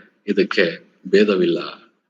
ಶ್ರೀಮಂತಿಕೆ ಆಗ್ಲಿ ಬಡತನವಾಗ್ಲಿ ಯಾವುದೇ ಭೇದವಿಲ್ಲ ಅಂತ ಹೇಳ್ತಾರೆ. ಆದ್ರೆ ಇಲ್ಲಿ ಪರಂಪರೆ ಅನ್ನೋದು ಏನು ಅನ್ನೋದನ್ನ ಕವಿ ಯಾವ ರೀತಿ ಕಟ್ಕೊಡೋ ಪ್ರಯತ್ನ ಮಾಡ್ತಾರೆ ಅಂದಾಗ ನಾವು ಸ್ಮರಿಸುವ ರೀತಿಯಲ್ಲಿದೆ ಅಂತ ಹೇಳ್ತಾರೆ. ಪ್ರತಿಯೊಬ್ಬ ವ್ಯಕ್ತಿಯನ್ನು ಕೂಡ ನಾವು ಸ್ಮರಿಸುವ ರೀತಿನಲ್ಲಿ ನೋಡ್ಬೇಕಾಗ್ತದೆ ಅನ್ನೋದು ಅವರ ಕಲ್ಪನೆ. ಯಾಕೆಂದ್ರೆ ಪ್ರತಿಯೊಬ್ಬನಿಗೂ ತನ್ನದೇ ಆದಂತ ಗೌರವದ ಬದುಕು, ಘನತೆ ಇರುವ ಬದುಕನ್ನ ಹೊಂದಿರ್ತಾನೆ ಅನ್ನೋದು ಕವಿ ಇಲ್ಲಿ ಪ್ರಸ್ತಾಪ ಮಾಡ್ತಾರೆ. ಅಷ್ಟು ಮಾತ್ರ ಅಲ್ಲ ಸ್ನೇಹಿತರೆ, ಇದು ಒಂದು ಪರಂಪರೆ ಅನ್ನೋ ರೀತಿಯಲ್ಲಿ ಹೇಳ್ತಾರೆ. ಆ ಕಾರಣದಿಂದನೇ ಕವಿ ಮುಂದುವರೆದು ಒಂದು ತನ್ನದೇ ಆದಂತ ಎಪಿಟಾಫ್ ಅನ್ನು ಕೂಡ ಅಥವಾ ಸ್ಮಾರಕ ಶಿಲೆಯ ಮೇಲಿರುವಂತ ಲೇಖನ ಏನಿದೆ ಅದನ್ನು ಕೂಡ ಹೇಳುವ ಪ್ರಯತ್ನವನ್ನ ಅವರು ಮಾಡ್ತಾರೆ. ತನ್ನನ್ನು ಸಾಮಾನ್ಯರಲ್ಲಿ ಒಬ್ಬನನ್ನಾಗಿ ಗುರುತಿಸಿಕೊಂಡು ಎಪಿಟಾಫ್ ನಲ್ಲಿ ತಿಳಿಸ್ತಾರೆ. ಅಲ್ಲಿ ಸಾಧನೆಗಳ ಕಾಣಿಸೋದಿಲ್ಲ, ಬದಲಾಗಿ ಅವ್ರು ಹೇಳುವ ವಿಚಾರ ಈ ಸತ್ಯಸಂಧನು ಪ್ರಾಮಾಣಿಕತೆ ಹೊಂದಿದ ವ್ಯಕ್ತಿ ಈತ ಭುವಿಯ ಮಡಿಲಲ್ಲಿ ಶಿರವಿಟ್ಟು ಮಲಗಿದಾನೆ, ವಿರಮಿಸಿದಾನೆ ಅನ್ನೋ ರೀತಿಯಲ್ಲಿ ನನ್ನ ಬಗ್ಗೆ ಒಂದು ಶಿಲಾಲೇಖವನ್ನ ಬರೆಯುವ ಪ್ರಯತ್ನವನ್ನ ಮಾಡ್ತಾರೆ. ಇಲ್ಲಿ ಅವ್ರು ಹೇಳಕ್ ಹೊರಟಿರೋ ವಿಚಾರ ಸ್ಪಷ್ಟವಾಗಿದೆ. ಅದೇನು ಅಂತ ಹೇಳಿದ್ರೆ, ಯಾವುದು ಯಶಸ್ಸು, ಯಾವುದು ಜೀವನದ ಅರ್ಥ, ಜೀವನದ ಅರ್ಥ ಏನು, ಯಶಸ್ಸು ಯಾವುದು, ಇದು ಅವ್ರು ಹೇಳೋ ಪ್ರಯತ್ನವನ್ನ ಮಾಡ್ತಾ ಇದ್ದಾರೆ. ನಾವು ಹೇಳ್ತೀವಿ ಸಾಧನೆಗಳು, ನಾವು ಗಳಿಸಿದಂತ ಧನ, ಕೀರ್ತಿ ಇತ್ಯಾದಿ ಇವು ಯಶಸ್ಸ, ಇವು ನಮಗೆ ಗೌರವವನ್ನು ತಂದು ಕೊಡುವುದ, ಜನಗಳು ಸ್ಮರಿಸುವ ರೀತಿಯಲ್ಲಿ ನಮ್ಮನ್ನು ಉಳಿಸುವುದ? ಇದರ ಹಿನ್ನೆಲೆಯಲ್ಲಿ ನೋಡೋದಾದ್ರೆ ಸರಳ ವ್ಯಕ್ತಿಗಳು ಏನೂ ಮಾಡದಲ್ಲೇ ಮರೆಯಾದಂಥವ್ರು ಮರೆಯಾಗಿಯೇ ಉಳಿದು ಬಿಡ್ತಾರೆ. ಅಂದ್ರೆ ಕವಿ ಆಲೋಚನೆ ಇಂಥವರಿಗೂ ಕೂಡ ಒಂದು ಸ್ಮಾರಕದ ರೀತಿನಲ್ಲಿ ಸಂಸ್ಮರಣೆಯ ಮಾತುಗಳು ಮನೆಯವರೆಗೂ ಉಳಿಬೇಕು ಅನ್ನೋದು ಇವರ ಮಾತು. ಅದಕ್ಕೆ ಹೇಳ್ತಾರೆ, ಯಶಸ್ಸು ಮುಖ್ಯವೋ ಅಥವಾ ಸತ್ಯಸಂಧತೆ ಪ್ರಾಮಾಣಿಕತೆ ಮುಖ್ಯವೋ? ಯಾವುದು ನಮ್ಮನ್ನ ನೆನೆಸುವ ಒಂದು ವಿಧಾನ, ರೀತಿ, ಗುಣಗಳು ಅಂತ ಹೇಳಿ ಹೇಳೋ ಪ್ರಯತ್ನವನ್ನ ಈ ಕಾವ್ಯದಲ್ಲಿ ತಿಳಿಸ್ತಾರೆ. ಹಾಗಾಗಿ ಪ್ರತಿಯೊಬ್ಬ ವ್ಯಕ್ತಿಗೂ ಈ ಸಂಸ್ಮರಣೆಯ ಪರಂಪರೆ ಮುಂದುವರಿಯಬೇಕು ಅನ್ನೋದು ಈ ಕಾವ್ಯದ ವಿಶೇಷತೆ. ಇನ್ನೊಂದಿಷ್ಟು ಮಾತನಾಡ್ಬೇಕು ಅಂದ್ರೆ ನಶ್ವರತೆಯ ಬಗ್ಗೆ ಅಂತ ಹೇಳ್ತೀವಿ. ಎಸ್, ನಶ್ವರತೆಯನ್ನು ಅವರು ಕಟ್ಕೊಟ್ಟಿರೋ ರೀತಿ ಅಮೋಘವಾದದ್ದು. ಕಾವ್ಯ ಪ್ರಾರಂಭಿಸುವ ರೀತಿನಲ್ಲಿಯೇ ಆ ನಶ್ವರತೆಯ ಭಾಗವಾಗಿ ನಾವು ನೋಡ್ತೀವಿ. ಜೀವನ ಪ್ರತಿ ದಿನ ಒಂದು ಸೂರ್ಯ ಅಸ್ತಮಿಸುವ ರೀತಿನಲ್ಲಿ ಜೀವನ ಮರಣದ ಕೊನೆಯಲ್ಲೇ ಮುಕ್ತಾಯವಾಗುವುದು. ಗೋರಿ ಎಡೆಗೆ ನಮ್ಮ ಜೀವನ ಅನ್ನೋದು ಸತ್ಯ ನಶ್ವರತೆಯ ಸಂಕೇತ ಅಂತ ಹೇಳ್ತಾರೆ. ಆದ್ರೆ ಉಳಿಯೋದೇನು ಅಂತ ಹೇಳಿದ್ರೆ ನಮ್ಮ ಒಳ್ಳೆಯತನ, ನಮ್ಮ ಸಜ್ಜನಿಕೆ, ನಮ್ಮ ಭಕ್ತಿ ಇತ್ಯಾದಿ ಅನ್ನೋ ರೀತಿಯಲ್ಲಿ ಹೇಳ್ತಾರೆ. ನಮ್ಮ ಯಶಸ್ಸಿಗಿಂತ ಸತ್ಯಸಂಧತೆ, ಪ್ರಾಮಾಣಿಕತೆ, ಒಂದು ನಿಜವಾದ ಬದುಕು ಅನ್ನೋದನ್ನ ಅವ್ರು ಹೇಳಕ್ ಕೊಡ್ತಾರೆ. ಪ್ರತಿಯೊಬ್ಬನಿಗೂ ಕೂಡ so every individual deserves A memory ಅನ್ನೋದನ್ನ ಹೇಳೋ ಪ್ರಯತ್ನ ಮಾಡ್ತಾರೆ. ಸ್ಮರಣೆ, ನಶ್ವರತೆ ಮತ್ತು ಏನಂತ ಹೇಳ್ಬೋದು ಇದನ್ನ, ಎಸ್, ಒಂದು ಪರಂಪರೆ.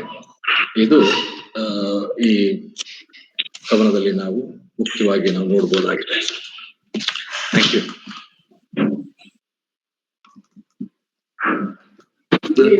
ತಗೊಳ್ತೀನಿ. ಚರ್ಚೆಯಲ್ಲಿ ಮತ್ತೆ ನಿಮ್ಮೊಂದಿಗೆ ಜೊತೆಯಾಗೋಣ. ಈಗ ಅಧ್ಯಕ್ಷೀಯ ನುಡಿಗಳು. ಪ್ರೊಫೆಸರ್ ಬಸವರಾಜ್ ಡೋಣೂರ್, ಮಾನ್ಯ ನಿರ್ದೇಶಕರು, ಅಧ್ಯಯನಾಂಗ, ಕರ್ನಾಟಕ ಕೇಂದ್ರೀಯ ವಿಶ್ವವಿದ್ಯಾಲಯ ಕಲಬುರಗಿ. Sir please. ಎಲ್ಲರಿಗೂ ನಮಸ್ಕಾರ. ಶಿವರಾಜ್, ನನ್ನ ಧ್ವನಿ ಕೇಳಿಸ್ತದಲ್ಲ? ಹಾ ಸರ್. ಧಾರವಾಡ ಕಟ್ಟೆಯ ಎಲ್ಲ ಸಂಗಾತಿಗಳೇ, ಸ್ನೇಹಿತರೆ, ಸಾಹಿತ್ಯಾಸಕ್ತರೇ, ಹಿರಿಯರೇ, ಎಲ್ಲರಿಗೂ ನಮಸ್ಕಾರ.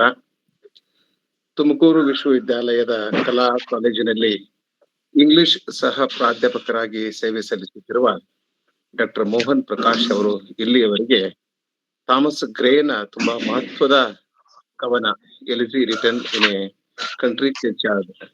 ಎಲ್ಲೋ ಡಿಸ್ಟರ್ಬೆನ್ಸ್ ಇದೆ ಶಿವರಾಜ್, ಸ್ವಲ್ಪ ಚೆಕ್ ಮಾಡಿ. ಸರಿ ಹೋತಲ್ಲ?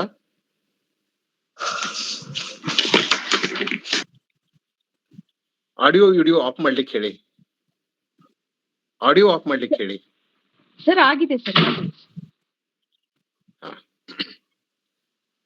ಮೋಹನ್ ಪ್ರಕಾಶ್ ಅವರ ಮಾತುಗಳನ್ನ ಇಲ್ಲಿಯವರೆಗೆ ನಾವು ಕೇಳಿದ್ದೇವೆ.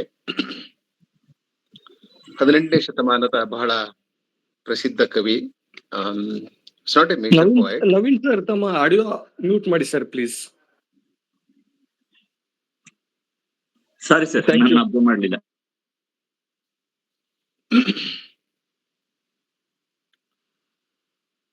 ಥಾಮಸ್ ಗ್ರೇನ ತುಂಬಾ ಮಹತ್ವದ ಕವನದ ಕುರಿತು ಮೋಹನ್ ಪ್ರಕಾಶ್ ಅವರು ಇಲ್ಲಿಯವರೆಗೆ ಮಾತನಾಡಿದ್ದಾರೆ.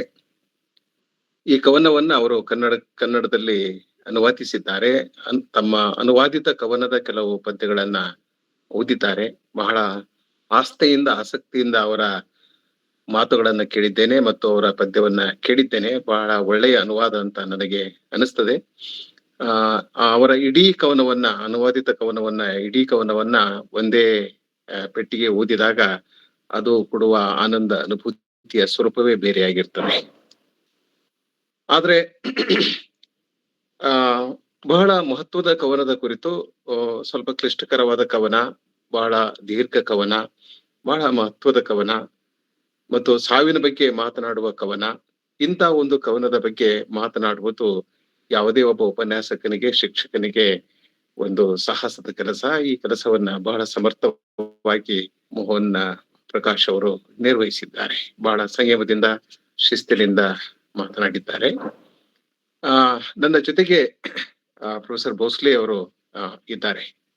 Is A professor of linguistics at the department of linguistics, central university of Karnataka, Kalaburagi. ಅವರು ಹೈದರಾಬಾದಿನ ಸೆಂಟ್ರಲ್ ಯೂನಿವರ್ಸಿಟಿಯಲ್ಲಿ ಪ್ರಾಧ್ಯಾಪಕರಾಗಿ ಸೇವೆಯನ್ನು ಸಲ್ಲಿಸಿ ನಿವೃತ್ತರಾಗಿದ್ದಾರೆ. ಮಧ್ಯಾಹ್ನ 2 ಗಂಟೆಯಿಂದ 6 ಗಂಟೆಯವರೆಗೆ for 4 hours he discussed the poem with me. ಅದರ ಲಿಂಗ್ವಿಸ್ಟಿಕ್ ಅನಾಲಿಸಿಸ್ ಮಾಡಿದ್ರು. ಪ್ರತಿಯೊಂದು ವಾಕ್ಯವನ್ನ, ಆ ಶಬ್ದ, ಅದರ ರೂಪ, ಅದರ ಸ್ಟ್ರಕ್ಚರ್ ಎಲ್ಲವನ್ನ ವಿವರವಾಗಿ ಅವರು ಚರ್ಚೆ ಮಾಡಿದ್ರು.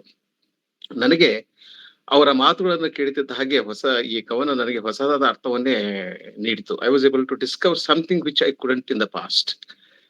Thank you so much sir, he is with me. ಆದ್ರೆ ಅವರು ಮೋಹನ್ ಪ್ರಕಾಶ್ ಅವರ ಎಲ್ಲ ಮಾತುಗಳನ್ನ ಕೇಳಿಸಿಕೊಂಡಿದ್ದಾರೆ. ಅವರಿಗೆ ಕನ್ನಡ ಬರೋದಿಲ್ಲ, ಆದ್ರೆ ಕೂತ್ಕೊಂಡು, ನನ್ನ ಪಕ್ಕದಲ್ಲಿ ಕೂತ್ಕೊಂಡು ಎಲ್ಲ ಮಾತುಗಳನ್ನು ಕೇಳಿದ್ದಾರೆ. ನಾನು ಹೇಳಿದೆ, ನೀವು ಒಂದು 10 ನಿಮಿಷ ಮಾತನಾಡಿ ಸರ್ ಅಂತ. ಇಲ್ಲ, ನಾನು ಬೇರೆ ಸಂದರ್ಭದಲ್ಲಿ ಒಂದು ಪೂರ್ಣ ಉಪನ್ಯಾಸವನ್ನ ನೀಡ್ತೇನೆ ಅಂತ ಹೇಳಿದ್ದಾರೆ. ಅವರ ಮಾತುಗಳನ್ನ ಕೇಳೋಣ. ಬಹಳ ಮಹತ್ವದ ಭಾಷಾ ತಜ್ಞರು ಮತ್ತು ಮೂಲಭೂತವಾಗಿ ಅವರು ಸಾಹಿತ್ಯದ ವಿದ್ಯಾರ್ಥಿಗಳು. ಈಗ ಇಂದಿನ ಉಪನ್ಯಾಸದ ಬಗ್ಗೆ ನಾನು ಏನು ಹೇಳುವ ಅಗತ್ಯವಿಲ್ಲ. ನೀವೆಲ್ಲ ಉಪನ್ಯಾಸವನ್ನ ಕೇಳಿದ್ದೀರಿ, ಆಸ್ವಾದಿಸಿದ್ದೀರಿ.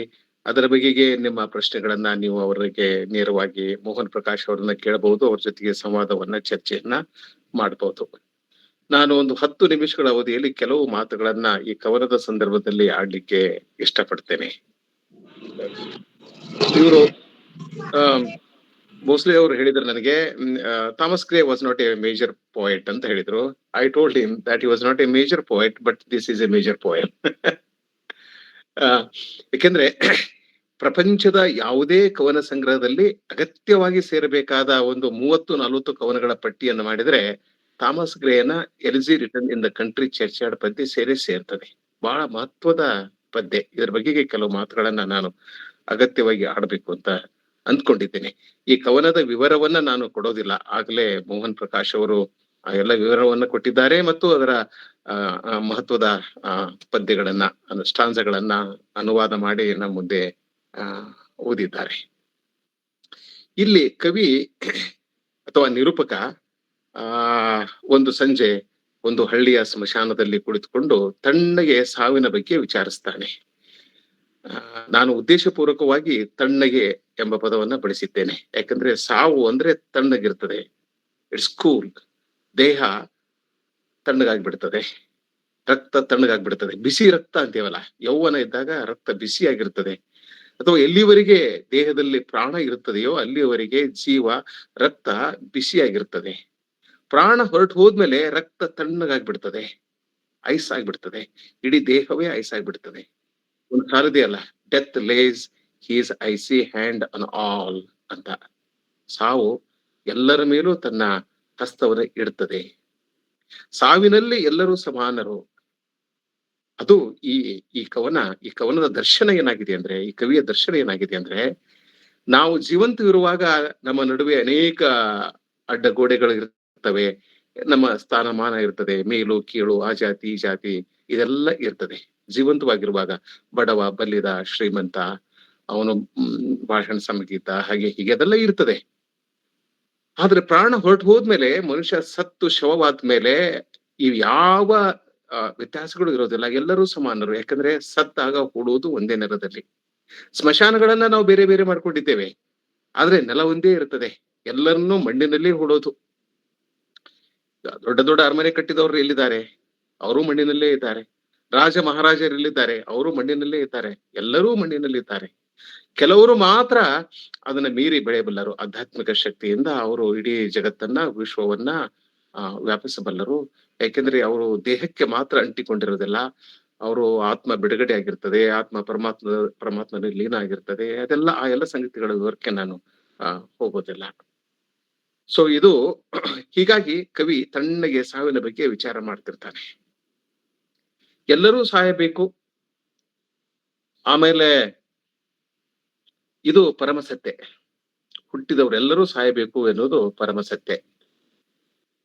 ಆದ್ರೆ ಶ್ರೀಮಂತರ ಗೋರಿಗಳು ಅಥವಾ ಬಡವರ ಗೋರಿಗಳು ಇವು ಬೇರೆ ಬೇರೆ ಆಗಿರುವುದಿಲ್ಲ. ಎಲ್ಲರ ಗೋರಿಗಳು ಒಂದೇ ರೀತಿಯಾಗಿರುತ್ತವೆ. ಎಲ್ಲರೂ ಕೊನೆಗೆ ಮಣ್ಣಿನಲ್ಲೇ ಹೂದು ಹೋಗ್ಬೇಕಾಗ್ತದೆ. ಹೀಗಾಗಿ ಕವಿ ಸಾಮಾನ್ಯ ಗೋರಿಗಳ ಬಗ್ಗೆ ಒಂದು ತಾತ್ವಿಕ ಚಿಂತನೆಯನ್ನ ಅಥವಾ ಜಿಜ್ಞಾಸೆಯನ್ನ ನಡೆಸ್ತಾನೆ. ಅದರ ವಿವರವನ್ನ ನಾನು ಕೊಡ್ಲಿಕ್ಕೆ ಹೋಗುವುದಿಲ್ಲ. ಒಂದ್ ಕಡೆ ಅವನು ಹೇಳ್ತಾನೆ, ಬೇರೆ ಸಂದರ್ಭದಲ್ಲಿ ಬದುಕಿದ್ರೆ ಅವರ ಜೀವನ ಶೈಲಿ, ಜೀವನ ಮಟ್ಟ ಬೇರೆಯಾಗಬಹುದಾಗಿತ್ತು ಎಂದು ಕವಿ ಕಲ್ಪಿಸ್ತಾನೆ. ಆದ್ರೆ ಯಾರ ಸಾವಿಗೂ ಕವಿ ಇಲ್ಲಿ ದುಃಖಿಸುವುದಿಲ್ಲ. ಸಾಮಾನ್ಯವಾಗಿ ಅದನ್ನ ಇವರು ಮೋಹನ್ ಅವರು ಹೇಳಿದ್ರು, ಎಲಿಜಿ ಅಂತಂದ್ರೆ it is written to mourn someone's death. ಒಬ್ಬ ಸ್ನೇಹಿತನ, ಸಂಬಂಧಿಕನ, ಗೆಳೆಯನ, ಗೆಳತಿಯ ಸಾವಿಗೆ ದುಃಖವನ್ನ ಸೂಚಿಸಲು ಬರೆಯುವ ಕವನಕ್ಕೆ ನಾವು ಎಲಿಜಿ ಅಂತ ಕರಿತೇವೆ. ಇಲ್ಲಿ ಯಾವೊಬ್ಬ ಸ್ನೇಹಿತನ ಸಾವು, ಸಂಬಂಧಿಕರ ಸಾವು ಸಂಭವಿಸಿರುವುದಿಲ್ಲ. ಇಡೀ ಸಾವು ಅಂತಕ್ಕಂತ ಒಂದು ಫಿಲಾಸಫಿಯನ್ನು ಇಟ್ಟುಕೊಂಡು, ಸಾವು ಅಂತಕ್ಕಂತ ಒಂದು ವಿಚಾರವನ್ನ ಇಟ್ಟುಕೊಂಡು ಒಂದು ಅದ್ಭುತವಾದ ಕವನವನ್ನ ಗ್ರೇ ಬರೆದಿದ್ದಾನೆ. ಅಲ್ಲಿ ಸಾವಿನ ನಿರರ್ಥಕತೆ ಮತ್ತು ಸಾವಿನ ಅನಿವಾರ್ಯತೆ ಬಗ್ಗೆ ಅವನು ಚಿಂತನೆಯನ್ನ ಮಾಡ್ತಾನೆ. The hollowness of death. ಆಮೇಲೆ ಸಾವು ಅನ್ನೋದು ಅನಿವಾರ್ಯ, ಎಲ್ಲರೂ ಸಾಯಲೇಬೇಕು, ಅದರಿಂದ ಬಿಡುಗಡೆ ಯಾರಿಗೂ ಇಲ್ಲ ಅನ್ನೋ ಮಾತನ್ನ ಅವನು ಹೇಳ್ತಾರೆ. ಸೊ ಇರುವಾಗ, ಬದುಕಿದ್ದಾಗ ನಮ್ಮ ಸ್ಥಾನಮಾನದಲ್ಲಿ ಅಂತರವಿದ್ರು, ಸತ್ತಾಗ ಎಲ್ಲರೂ ಒಂದೇ ಆಗುತ್ತೇವೆ. ಎಲ್ಲರನ್ನೂ ಒಗ್ಗೂಡಿಸುವ ಶಕ್ತಿ ಸಾವಿಗಿದೆ. ಅದಕ್ಕೆ death lays his icy hand and all.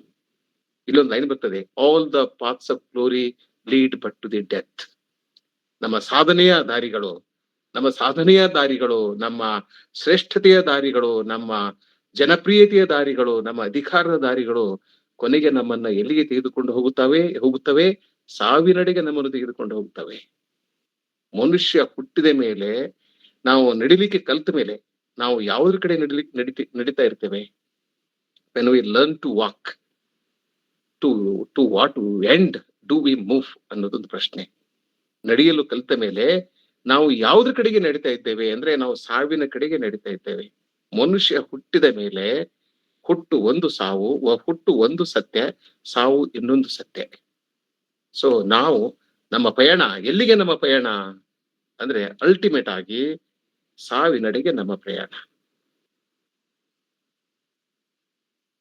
ಆಮೇಲೆ ಇನ್ನೊಂದ್ ಕಡೆ ಹೇಳ್ತಾನೆ, ತಮಗಿಂತ ಹೆಚ್ಚು ವೈಭವದಿಂದ ಮೆರೆದವರ ಶವಗಳ ಜೊತೆ ಸಾಮಾನ್ಯ ಜನರ ಶವಗಳೂ ಹೂಳಲ್ಪಟ್ಟಿವೆ ಅನ್ನೋದು ಮತ್ತೊಂದು ಮಹತ್ವದ ಒಂದು ದರ್ಶನ, ಕವಿ ನೀಡುವ ದರ್ಶನ. ಇದನ್ನ ನಾವು ಅರ್ಥ ಮಾಡ್ಕೋಬೇಕು. ನಾವು ಬದುಕಿದ್ದಾಗ ನಾನು ದೊಡ್ಡವನು, ನಾನು ಶ್ರೇಷ್ಠ, ನಾನು ಉನ್ನತ ಮಟ್ಟದವನು ಅಂತ ನಾನು ಅಂದ್ಕೋಬಾರದು. ಎನಗಿಂತ ಕಿರಿಯರಿಲ್ಲ, ಶಿವಭಕ್ತರಿಗಿಂತ ಹಿರಿಯರಿಲ್ಲ ಅಂತ ಬಸವಣ್ಣ ಹೇಳಿದ. ಎನಗಿಂತ ಕಿರಿಯರಿಲ್ಲ, ಐ ಆಮ್ ದ ಲಾಸ್ಟ್. ಶಿವಭಕ್ತರಿಗಿಂತ ಹಿರಿಯರಿಲ್ಲ. Nobody is superior to the duty of lord Shiva. Nobody is inferior to me, I am the last.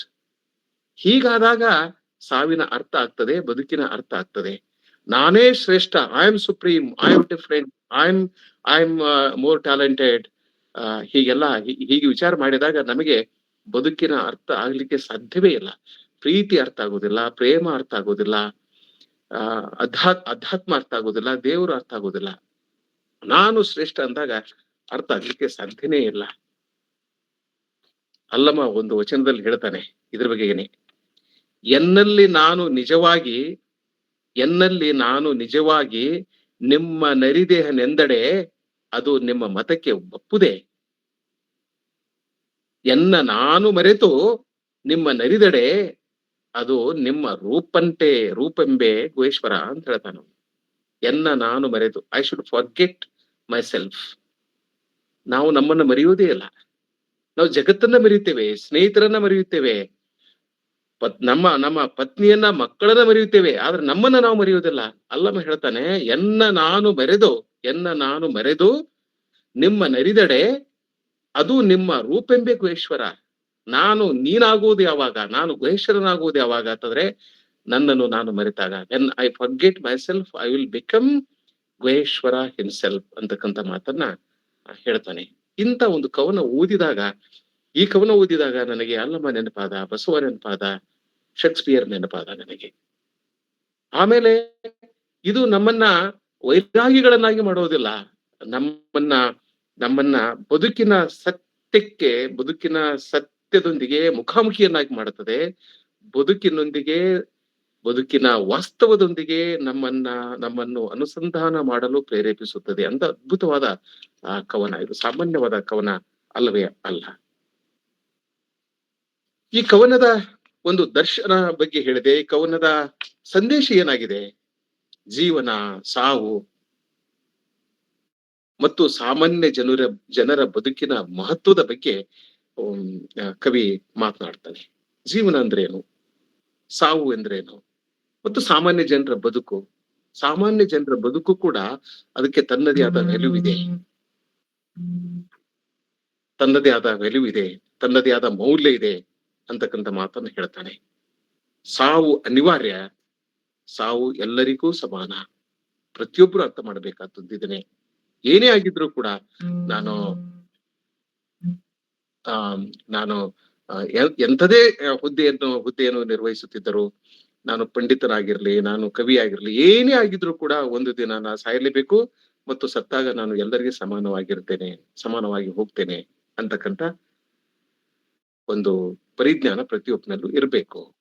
ಹಣ ಹೆಸರು ಮಾಡದ ಸತ್ತ ಸಾಮಾನ್ಯ ಜನರ ಬದುಕನ್ನ ಗೌರವಿಸಬೇಕು ಅನ್ನೋದು ಈ ಕವನದ ಸಂದೇಶ. ಆಗ್ಲೇ ಒಂದೆರಡು ಉದಾಹರಣೆಗಳನ್ನ ನೀಡಿದ್ರಲ್ಲ. ಪ್ರತಿಯೊಬ್ಬನ ಸಾವು ಕೂಡ ಮಹತ್ವದ್ದೇ. ಸಾವೇ.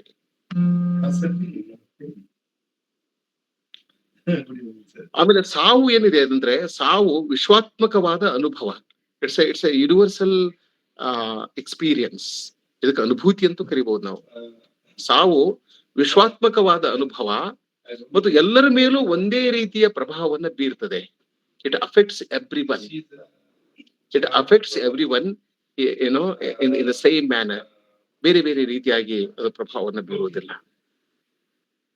ಆದ್ರೆ ಪ್ರಶ್ನೆ ಏನಂದ್ರೆ, ಸಾವು ಅನಿವಾರ್ಯ, ಎಲ್ಲರೂ ಸಾಯಲೇಬೇಕು, ಹೀಗಿದ್ರೂ ಕೂಡ ಸಾವು ಅನಿವಾರ್ಯವಾದರೂ ಕೂಡ ಸಾವನ್ನಪ್ಪುವ ಮೊದಲು, ಮರಣಿಸುವ ಮೊದಲು ನಾವು ಏನಾದ್ರೂ ಮಾಡ್ಬೇಕಲ್ಲ. ಬಸವಣ್ಣ ಹೇಳ್ತಾನೆ ಒಂದ್ ಕಡೆ, ನಾಳೆ ಬಪ್ಪುದು ನಮಗಿಂದೇ ಬರಲಿ. What is to come tomorrow let. ನಾಳೆ ಬಪ್ಪುದು ನಮಗಿಂದೇ ಬರಲಿ, ಇಂದು ಬಪ್ಪುದು ನಮಗೆ ಈಗಲೇ ಬರಲಿ. ಇದೊಂದು ದೊಡ್ಡ ಚಾಲೆಂಜ್ ಅವನು ಕೊಟ್ಟಿರೋದು. ಇದಕ್ಕಾರಂಜುವರು, ಇದಕ್ಕಾರಳುಕುವರು. ನನಗೆ ಇದಕ್ಕೆ ಯಾರಂದ್ರೆ ಇದಕ್ಕೆ ನಾನು ಅಂಜೋದಿಲ್ಲ, ಇದಕ್ಕೆ ನಾನು ಅಡಗೋದಿಲ್ಲ. ಸಾವಿನ ಬಗ್ಗೆ ನನಗೆ ಭಯ ಇಲ್ಲ. ಅದು ನಾಳೆ ಬರ್ತದಲ್ಲ, ನಾಳೆ ಬೇಡ, ಇವತ್ತೇ ಬರಲಿ, ಇವತ್ತು ಬೇಡ, ಈಗಲೇ ಬರಲಿ ಅಂತ ನಾನು. ಜಾತಸ್ಯ ಮರಣಂ ಧ್ರುವಂ ಎಂಬುದಾಗಿ ಹುಟ್ಟಿದ ಪ್ರತಿಯೊಂದು ಜೀವಿಗೂ ಸಾವು ತಪ್ಪಿಲ್ಲ. ನಮ್ಮ ಕೂಡಲ ಸಂಗಮ ದೇವ ಬರೆದ ಬರಹವ ತಪ್ಪಿಸುವಡೆ ಹರಿ ಬ್ರಹ್ಮಾದಿ ಕಡಿಗಳಲ್ಲವಲ್ಲ ಅಂತಕ್ಕಂಥದ್ದು ಒಂದು ವಚನ. ಬಹಳ ಅದ್ಭುತವಾದ ವಚನ. ಇಂಥದೇ ಮಾತನ್ನ ಶೇಕ್ಸ್ಪಿಯರ್ ಜೂಲಿಯಸ್ ಸೀಸರ್ ನಾಟಕದಲ್ಲಿ ಆಡಿದ್ದಾನೆ, ಸಾವಿನ ಬಗ್ಗೆನೇ ಆಡಿದ್ದಾನೆ. ರಿಚಾರ್ಡ್ ಸೆಕೆಂಡದಲ್ಲಿ ಒಂದು ಮಾತು ಬರ್ತದೆ, ಅದನ್ನೇ ನಾನು ಅಗತ್ಯ ಇಲ್ಲ ಅನಿಸ್ತದೆ. ಸೀಸರ್ ಕಲ್ಪರ್ನಿಯಾಗೆ ಈ ಮಾತನ್ನು ಹೇಳ್ತಾನೆ. ಆಕೆ ಹೇಳ್ತಾಳ, ಪತ್ನಿ ಕಲ್ಪರ್ನಿಯ ಸೀಸರಿಗೆ ಹೇಳ್ತಾಳೆ, ಕೆಟ್ಟ ಕನಸು ಕಂಡಿದ್ದೇನೆ, ನೀವು ನಾಳೆ ಅರಮನೆಗೆ ಹೋಗ್ಬಾರ್ದು, ಶಾಸನ ಸಭೆಗೆ ಹೋಗ್ಬಾರ್ದು, ನಿಮಗೆ ಗಂಡಾಂತರ ಇದೆ, ನಿಮಗೇನೋ ಅಹಿತಕರ ಘಟನೆ ನಿಮ್ಮ ಜೀವನದಲ್ಲಿ ನಡೆಯುವುದಿದೆ ಅಂದಾಗ ಅವನು ಹೇಳ್ತಾನೆ, ಇಲ್ಲ, ನಾನು ಸಾವಿಗೆ ಅಂಜೋದಿಲ್ಲ. I and death were littered on the same day, I the elder he the younger ಅಂತ ಹೇಳಿ ದೊಡ್ಡ ಭಾಷಣ ಮಾಡ್ತಾನ ಅವನು. ಸಾವು, ಹೆದರಿಕೆ ಅಂತೆಲ್ಲ, ಭಯ, ಸಾವು, ನಾನು ಸಾವು ಇಬ್ರು ಒಂದೇ ದಿನ ಹುಟ್ಟಿದ್ದೇವೆ. ಸೀದಾ ಹೇಳ್ತಾನೆ, ನಾನು ಸಾವು ಇಬ್ಬರು ಒಂದೇ ದಿನ ಹುಟ್ಟಿದ್ದೇವೆ, ನಾನು ಹಿರಿಯ, ಅವನು ಕಿರಿಯ, ಅವನು ನನಗೆ ಅಂಜುತ್ತಾನೆ ಅಂತಕ್ಕಂಥ ಮಾತನ್ನ ಹೇಳ್ತಾನೆ ಅವನು. ಅದೇ ಸನ್ನಿವೇಶದಲ್ಲಿ of all the wonders that I yet to have heard, ನಾನು ಕೇಳಿದ ಅನೇಕ ಅದ್ಭುತಗಳಲ್ಲಿ ಇದು ಕೂಡ ಒಂದು. ಏನು ಅಂತಂದ್ರೆ, it seems to me most strange, ಬಹಳ ವಿಚಿತ್ರ ಅನಿಸ್ತದೆ ನನಗೆ. ಯಾವುದು? ದಟ್ ಮೆನ್ ಶುಡ್ ಫಿಯರ್, ಮನುಷ್ಯ ಸಾವಿಗೆ ಅನ್ಸ್ತಾನೆ. ಸಾವು ಅಂದ್ರೆ seeing that death A necessary end. ಸಾವು ಅನ್ನೋದು ಒಂದು ಅನಿವಾರ್ಯವಾದ ಅಂತ್ಯ. ಸಾವು ಎಂಬುದು ಒಂದು ಅನಿವಾರ್ಯವಾದ ಅಂತ್ಯ, ಅದು ಬರುವ ಕಾಲಕ್ಕೆ ಬಂದೇ ಬರ್ತದೆ. ಹೀಗಿದ್ರೂ ಕೂಡ ಮನುಷ್ಯ ಸಾವಿಗೆ ಹೆದರ್ತಾನಲ್ಲ, ಎಂತ ವಿಚಿತ್ರ ಇದು ಅಂತ ಒಂದು ಸಾವನ್ನೇ ಲೇವಡಿ ಮಾಡ್ತಾನೆ. ಸತ್ ಹೋಗ್ತಾನೆ, ಆ ಮಾತು ಬೇರೆ. Seeing that death a necessary end will come and it will come. ಅದನ್ನೇ ನಾಳೆ ಬಪ್ಪುದು ನಮಗಿಂದೇ ಬರಲಿ.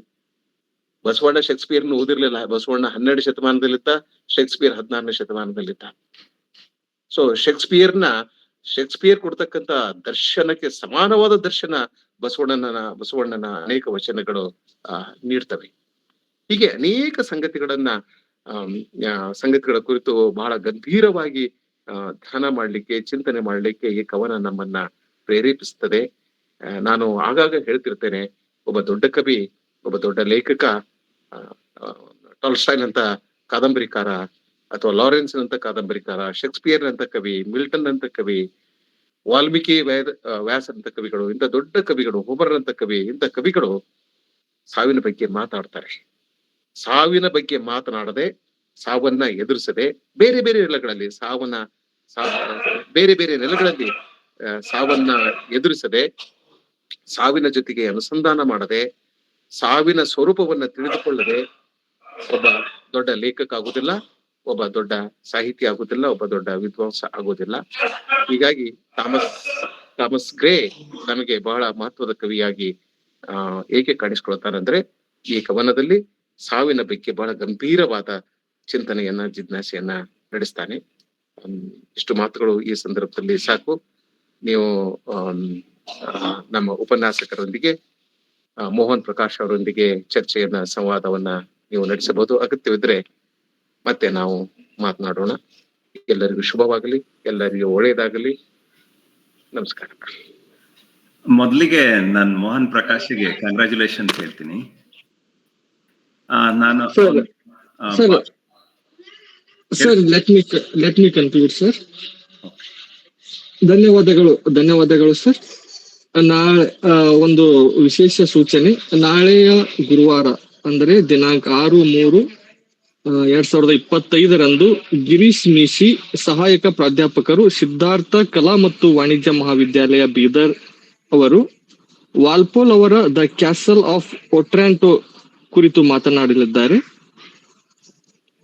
ಈಗ ವೇದಿಕೆ ಮುಖ್ಯ ಉಪನ್ಯಾಸಕರೊಂದಿಗೆ ಮುಕ್ತ ಚರ್ಚೆಗೆ ಅವಕಾಶವಿರಲಿದೆ. ಸರ್ ಪ್ಲೀಸ್ ಸರ್ ಮಾತಾಡಿ ಸರ್. ಮೋಹನ್ ಪ್ರಕಾಶ್ಗೆ ಕಂಗ್ರಾಚುಲೇಷನ್ಸ್, ಸರ್ಗೂ ಕೂಡ ಬಸವರಾಜ್ ಸರ್ಗೆ. ನಾನು I have 3 important observations. Mohan ಬಹುಶಃ ಇದನ್ನ ಆಡ್ ಮಾಡ್ಬೋದಾಗಿತ್ತು, ಅದು ಆಡ್ ಮಾಡದೇ ಇರೋದಕ್ಕೆ ನಾನು ಈ 3 ಮಾತುಗಳನ್ನು ಹೇಳಕ್ಕೆ ಇಷ್ಟಪಡ್ತೀನಿ. ಮೊದಲೇದೇನಪ್ಪಾ ಅಂದ್ರೆ, ಗ್ರೇ ಈ ಕವನವನ್ನ ಒಂದು ರೂಪಕವಾಗಿ ಬಳಸ್ತಾನೆ.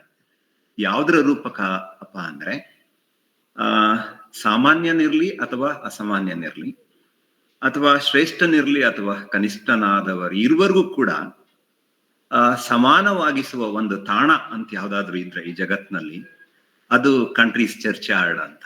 It's a metaphor for bringing a kind of equality among all those who say they are supreme, they are ಆತರ ಕನಿಷ್ಠ ಅಥವಾ ಗರಿಷ್ಠ ಇದ್ದವರ ಸಮನಾಗಿಸುವ ಒಂದು ರೂಪಕವಾಗಿ ಮಸಣವನ್ನ ನಮಗೆ ಕಟ್ಕೊಡ್ತಾನೆ. ಅದು ಒಂದು ಇಂಪಾರ್ಟೆಂಟ್. ಆಮೇಲೆ ಈ ಮಸಣ ಅನ್ನುವುದು ಇನ್ನೊಂದು ಏನಪ್ಪಾ ಇಲ್ಲಿ ಈ ಬದುಕಿನಲ್ಲಿ ಏನಪ್ಪಾ ಅಂದ್ರೆ, ಮಸಣ ಕೇವಲ ಒಂದು ಬರಡು ಆದ ಜಾಗ ಅಲ್ಲ, ಅದು ಬದಲಿಗೆ ಈ ಬದುಕಿನ, ಈ ವೈವಿಧ್ಯಮಯ ಬದುಕಿನ ಹಲವು ವಿಶಿಷ್ಟ ಬಗೆಯ ಸ್ಮೃತಿಗಳಿರುವ ತಾಣ ಅನ್ನೋದನ್ನ ಥಾಮಸ್ ಗ್ರೇ ನಮಗೆ ದಾಟಿಸ್ತಾನೆ.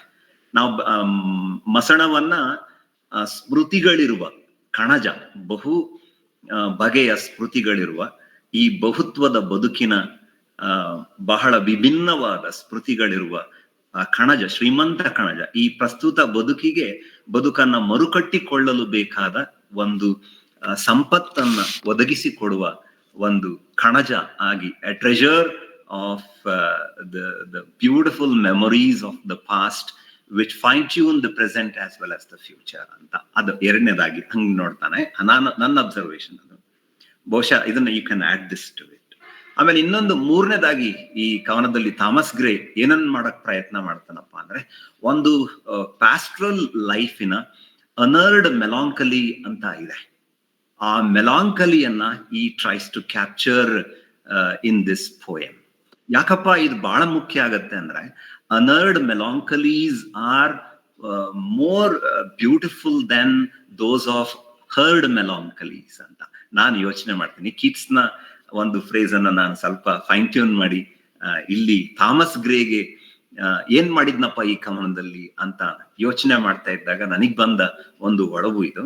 He tries to capture there are lot of unearned melodies, melancholies ಅಂತ ಅದನ್ನ ನಾನು ಕರಿತೇನೆ. ಇದು ಮೂರನೇ ಬಹಳ ಮುಖ್ಯವಾದ ವಿಚಾರ ಅನ್ಸತ್ತೆ.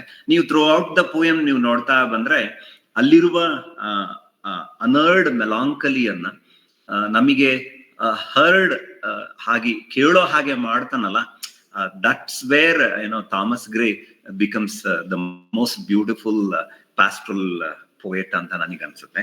ಆಮೇಲೆ ನಾಲ್ಕನೇದು ಬಹಳ ಮುಖ್ಯವಾದ ವಿಚಾರ ಮೋಹನ್ ಕೂಡ added to this description. ಏನಪ್ಪಾ ಅಂದ್ರೆ, ನಾವು ಬಹಳಷ್ಟು ಬಾರಿ ಈ ಕತ್ತಲಲ್ಲಿ ಕರಗಿ ಹೋಗಿರುವ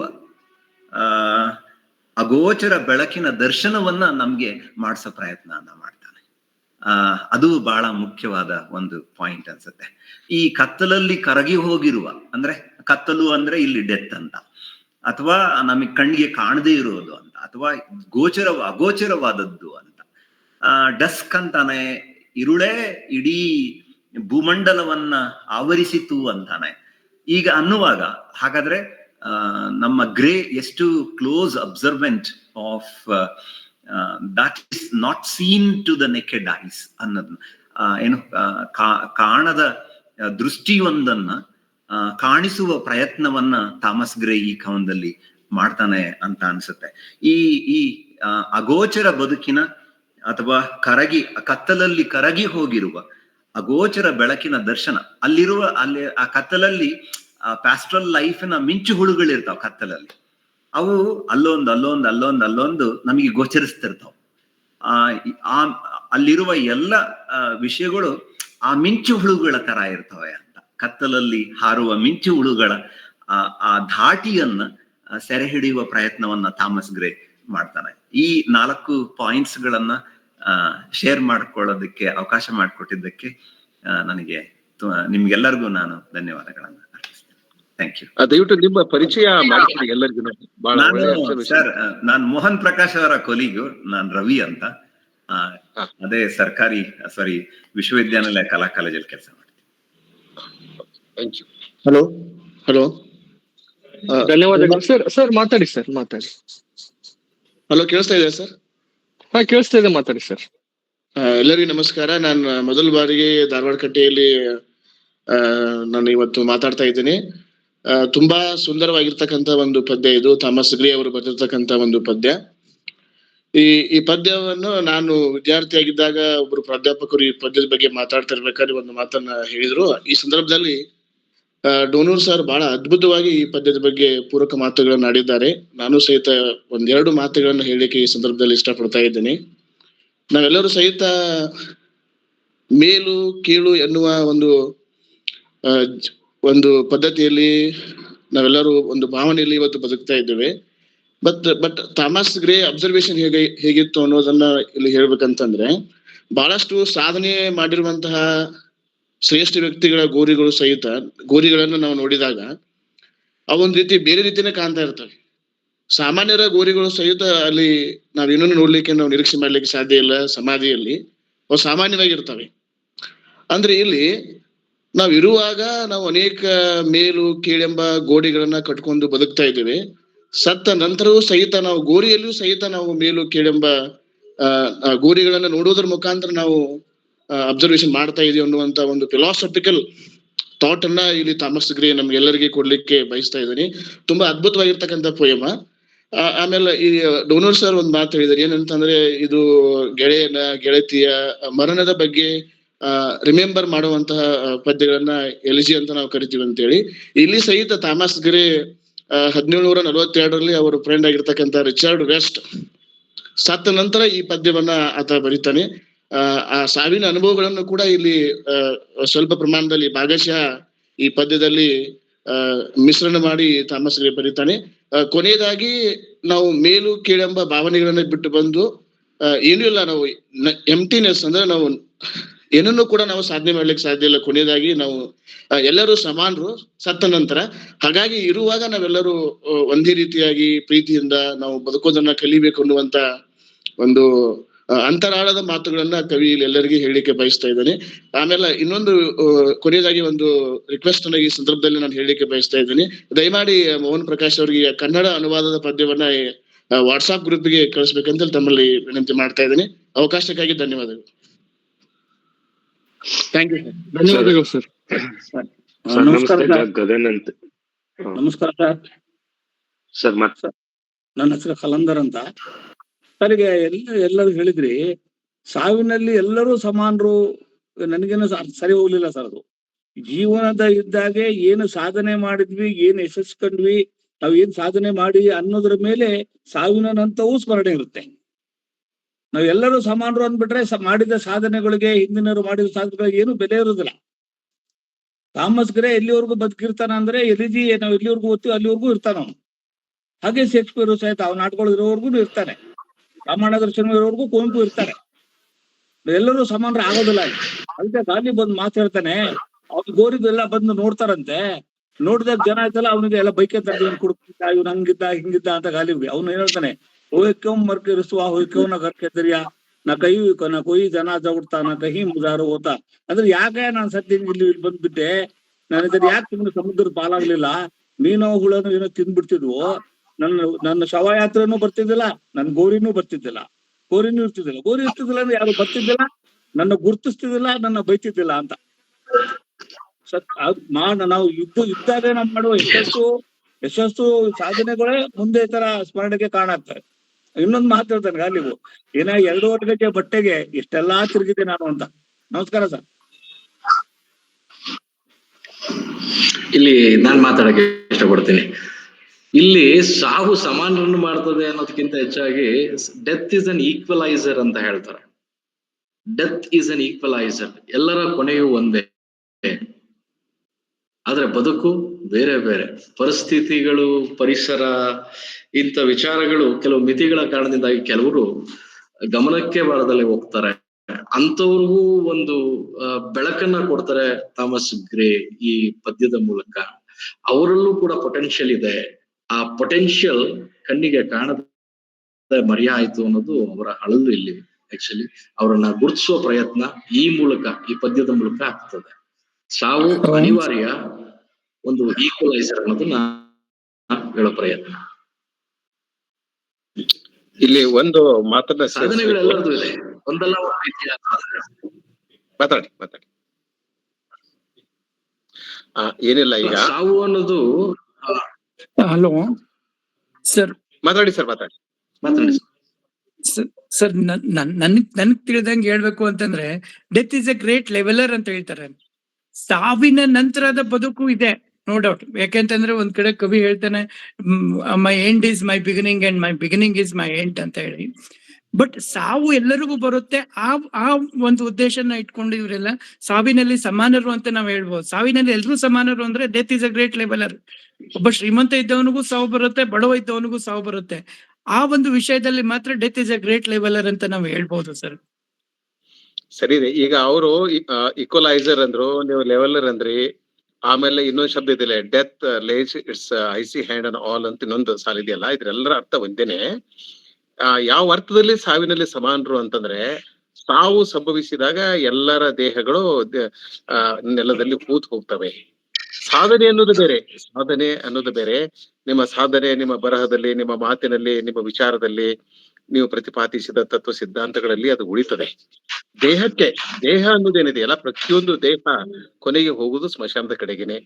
ಅವ್ರು ಹೇಳ್ತಾರಲ್ಲ, ಎಲ್ಲಾ ದಾರಿಗಳು, ಸಾಧನೆಯ ಸಿದ್ಧಿಯ ಎಲ್ಲಾ ದಾರಿಗಳು ಕೊನೆಗೆ ಹೋಗುವುದು, ಅವು ಮುಖ ಮಾಡುವುದು ಸಾವಿನಡೆಗೆ ಅನ್ನುವ ಅರ್ಥದಲ್ಲಿ, ಅದು ಈಕ್ವಲೈಸರ್ ಅನ್ನುವ ಅರ್ಥದಲ್ಲಿ. ಆದ್ರೆ ಇತಿಹಾಸ ಯಾರನ್ನ ನೆನ್ಪಿಟ್ಕೋತದೆ ಅಂತಂದ್ರೆ, ಇತಿಹಾಸ ಸಾಧಕರನ್ನ ನೆನ್ಪಿಟ್ಕೋತದೆ. ಒಳ್ಳೆಯವರನ್ನ ನೆನ್ಪಿಟ್ಕೋತದೆ, ಹಾಗೆ ಕೆಟ್ಟವರನ್ನು ಕೂಡ ಇತಿಹಾಸ ನೆನ್ಪಿಟ್ಕೋತದೆ. ಈ ದೇಹ ಮತ್ತು ದೇಹಕ್ಕೆ ಸಂಬಂಧಪಟ್ಟಿದ್ದೆಲ್ಲ ಸಾವಿನಲ್ಲಿ ಅಂತ್ಯ ಆಗ್ತದೆ. ಅದರಲ್ಲಿ ಎಲ್ಲಾನು ಸಮವಾಗಿರ್ತದೆ. ನೀವು ಇಲ್ಲಿ ಯಾವುದು ಬಿಜ್ಜಡನ ಅರಮನೆಗೆ ಹೋಗಿ, ಬಸವ ಕಲ್ಯಾಣದಲ್ಲಿ ನಾನು 2 ವರ್ಷದಿಂದ ಹೋದಾಗ, ಆ ಬಿಜ್ಜಡನ ಸಮಾಧಿ ಅಂತ ಜನ ಹೇಳ್ತಾರೆ. ಆ ಸಮಾಧಿಯಲ್ಲಿ ನಾಯಿಗಳಿವೆ, ನರಿಗಳಿವೆ, ಪ್ರಾಣಿಗಳಿವೆ, ಓಡಾಡ್ತಾ ಇರ್ತವೆ. ಸೊ ನಮ್ಮ ಎಲ್ಲಾ ರಾಜರುಗಳ ಗೋರಿಗಳಲ್ಲಿ ಕೆಲವರು ಗೋರಿಗಳು ಬಹಳ ಭದ್ರವಾಗಿವೆ, ಕೆಲವು ದರ್ಗಾದಲ್ಲಿ ಅಲ್ಲಿ ಇಲ್ಲಿ ಇದ್ದಾವೆ, ಅವು ಸುರಕ್ಷಿತವಾಗಿದ್ದಾವೆ. ಈ ಉಳಿದ ರಾಜರ ಗೋರಿಗಳದಾವಲ್ಲ, ಅವೆಲ್ಲ ಹಾಳಾಗಿ ಹೋಗ್ಬಿಟ್ಟಿವೆ.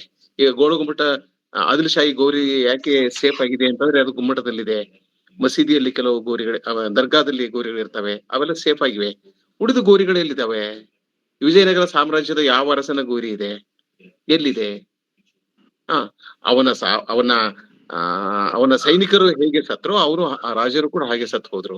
ಬಟ್ ಅವ್ರ ಕೀರ್ತಿ ಇದೆಯಲ್ಲ, ಸಾಮ್ರಾಜ್ಯ ಕಟ್ಟಿದ ಕೀರ್ತಿ ಇದೆಯಲ್ಲ, ಆ ಕೀರ್ತಿ ಉಳಿತದೆ.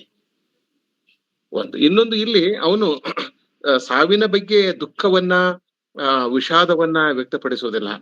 ಅದನ್ನ ಆ ಸಾವಿನ ಫಿಲಾಸಫಿಯನ್ನ ಅವನು ಹಿಡಿದಿಡ್ಲಿಕ್ಕೆ ಪ್ರಯತ್ನ ಮಾಡ್ತಾನೆ. ಆಮೇಲೆ ಈ ತಾರತಮ್ಯದ ಬಗೆಗೆ, ಅದ್ರ ಬಗ್ಗೆ ಎಲ್ಲ ಮಾತಾಡ್ತಾನೆ.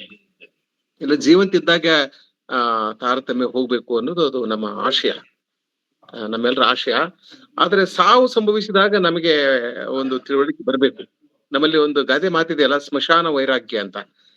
ಒಂದು ಸಾವು ಸಂಭವಿಸಿದಾಗ ನಾವು ಎಲ್ಲರೂ ಸ್ಮಶಾನಕ್ಕೆ ಹೋಗ್ತೇವೆ, ಎಲ್ಲರೂ ವೇದಾಂತಿಗಳಾಗ್ಬಿಡ್ತೇವೆ. ಏನ್ರಿ ಜೀವನದಲ್ಲಿ ಏನಿದೆ, ಒಂದಿನ ಸತ್ತು ಹೋಗ್ಬೇಕು, ಸುಮ್ಮನೆ ಎಲ್ಲರೂ ಹಣ ಮಾಡ್ತೀವಿ, ಅಧಿಕಾರದ ಬೆನ್ನತ್ತಿ ಹೋಗ್ತೀವಿ ಅಂತೇವೆ. ಆ ಸ್ಮಶಾನದ ಹೊರಗಡೆ ಬರ್ತಿದ್ದ ಹಾಗೇನೆ ಮತ್ತೆ ನಮಗೆ ನಮ್ಮ ಆಸೆಗಳು, ಮಹತ್ವಾಕಾಂಕ್ಷೆಗಳು ನಮ್ಮನ್ನ ಕಾಡ್ಲಿಕ್ಕೆ ಶುರು ಮಾಡ್ತವೆ.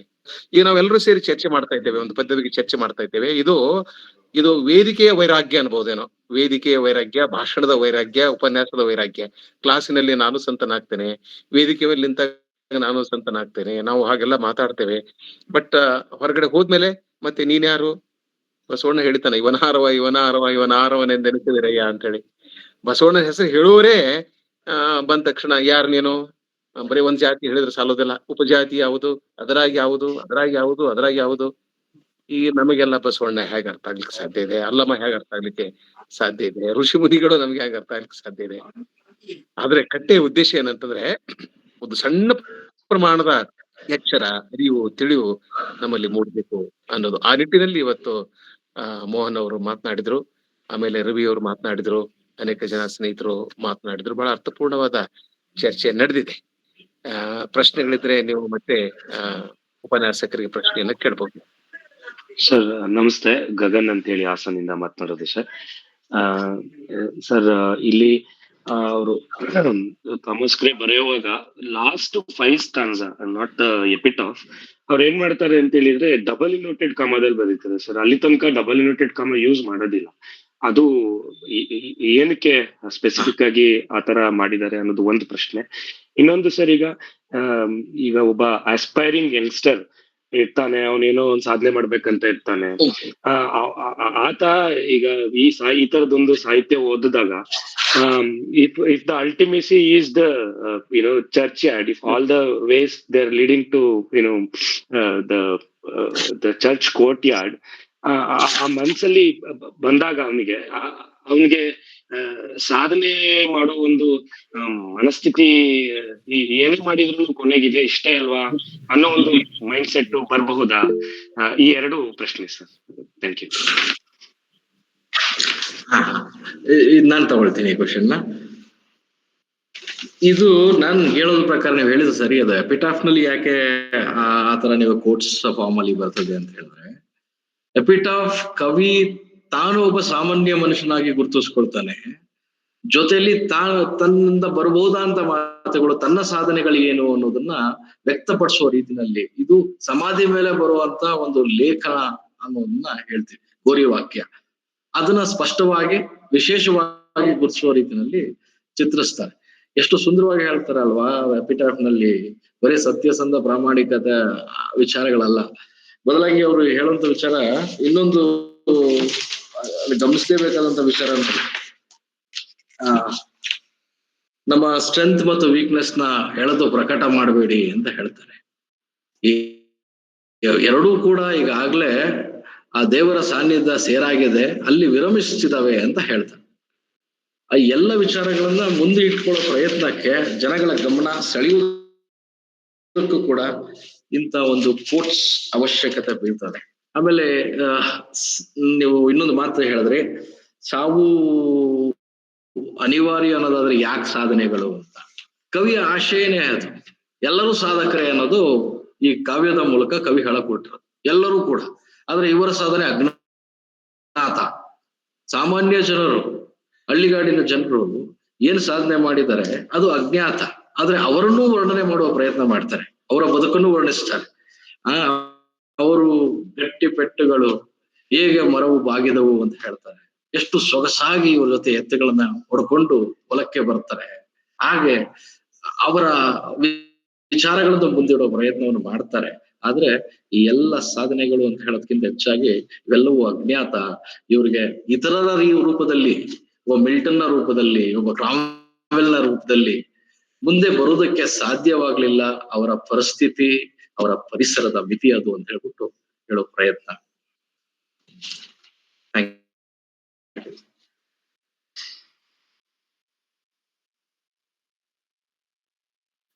ಎನಿಥಿಂಗ್?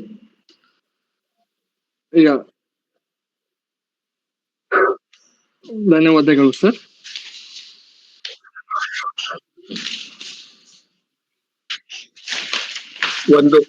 ಒಂದು ಮಾತನ್ನ ಸೇರಿಸ್ಲಿಕ್ಕೆ ಬರುತ್ತದೆ.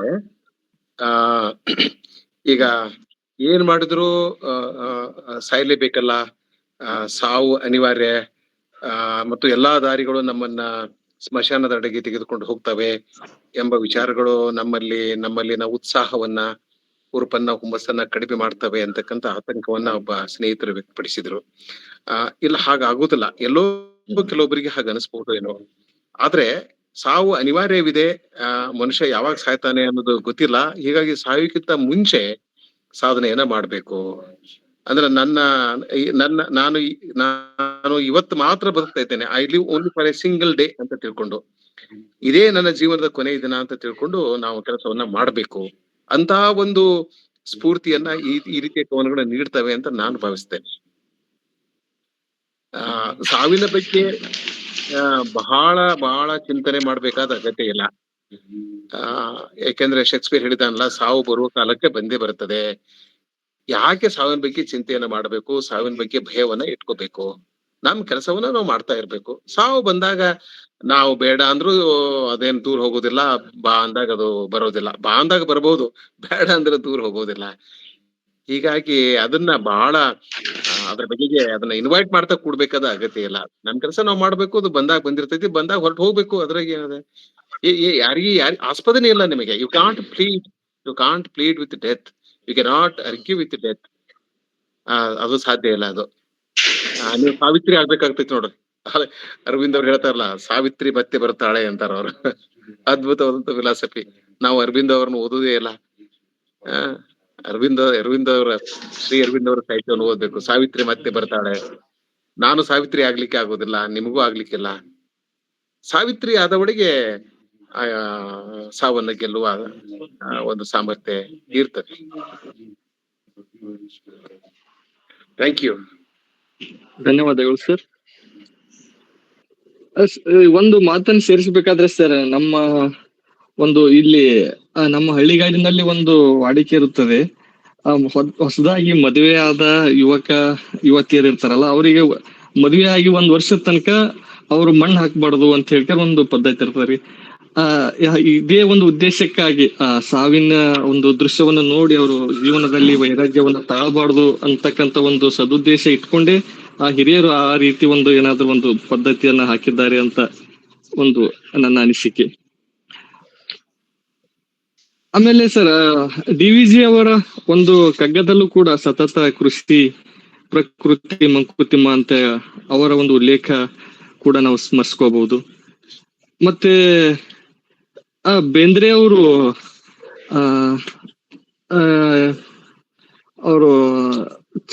ಉತ್ತಂಗಿ ಚೆನ್ನಪ್ಪ ಅವರು, ಮಧುರ ಚೆನ್ನ ಅವರು ತೀರ್ಕೊಂಡಾಗ ಬೇಂದ್ರೆ ಅವರು ಹೇಳಿದ ಮಾತು, ಚೆನ್ನಪ್ಪನ ನಾವು ಹೂತಿಲ್ಲ, ನಾವು ಬಿತ್ತಿದ್ದೇವೆ ಅಂತ ಹೇಳಿರ್ತಕ್ಕಂತ ಮಾತು ಕೂಡ ಈ ಒಂದು ಸಂದರ್ಭದಲ್ಲಿ ಪ್ರಸ್ತುತ ಅಂತ ಭಾವಿಸುತ್ತೇನೆ. ಸರ್, ಈಗ ನಾವು ಕಾರ್ಯಕ್ರಮದ ಕೊನೆಯ ಹಂತದಲ್ಲಿದ್ದೇವೆ. ದಿನಕ್ಕೆ 1 ಸಾರಿನಾದ್ರೂ ಸಾವನ್ನ ನೆನಪು ಮಾಡ್ಕೋಬೇಕು ಅಂತ ಹೇಳ್ತಾರೆ, ಅಥವಾ ವಾರಕ್ಕೊಂದ್ಸರಿ ಒಂದು ಆಸ್ಪತ್ರೆಗೆ ಒಂದು ಸ್ಮಶಾನಕ್ಕೆ ಹೋಗ್ಬಾ ಅಂತ ಹೇಳ್ತಾರೆ. ಅಂದ್ರೆ ನಾವು ನೆಟ್ಟಿಗಿರ್ಲಿ ಅಂತ, ಮಾಡಬಾರ್ದು, ಮಾಡೋದು ಬೇಡ ಅನ್ನೋ ದೃಷ್ಟಿಯಿಂದ ಹೇಳ್ತಾರೆ ಸರ್. ನಮಸ್ಕಾರ ಸಂಭ್ರಮಿಸಿರೋದು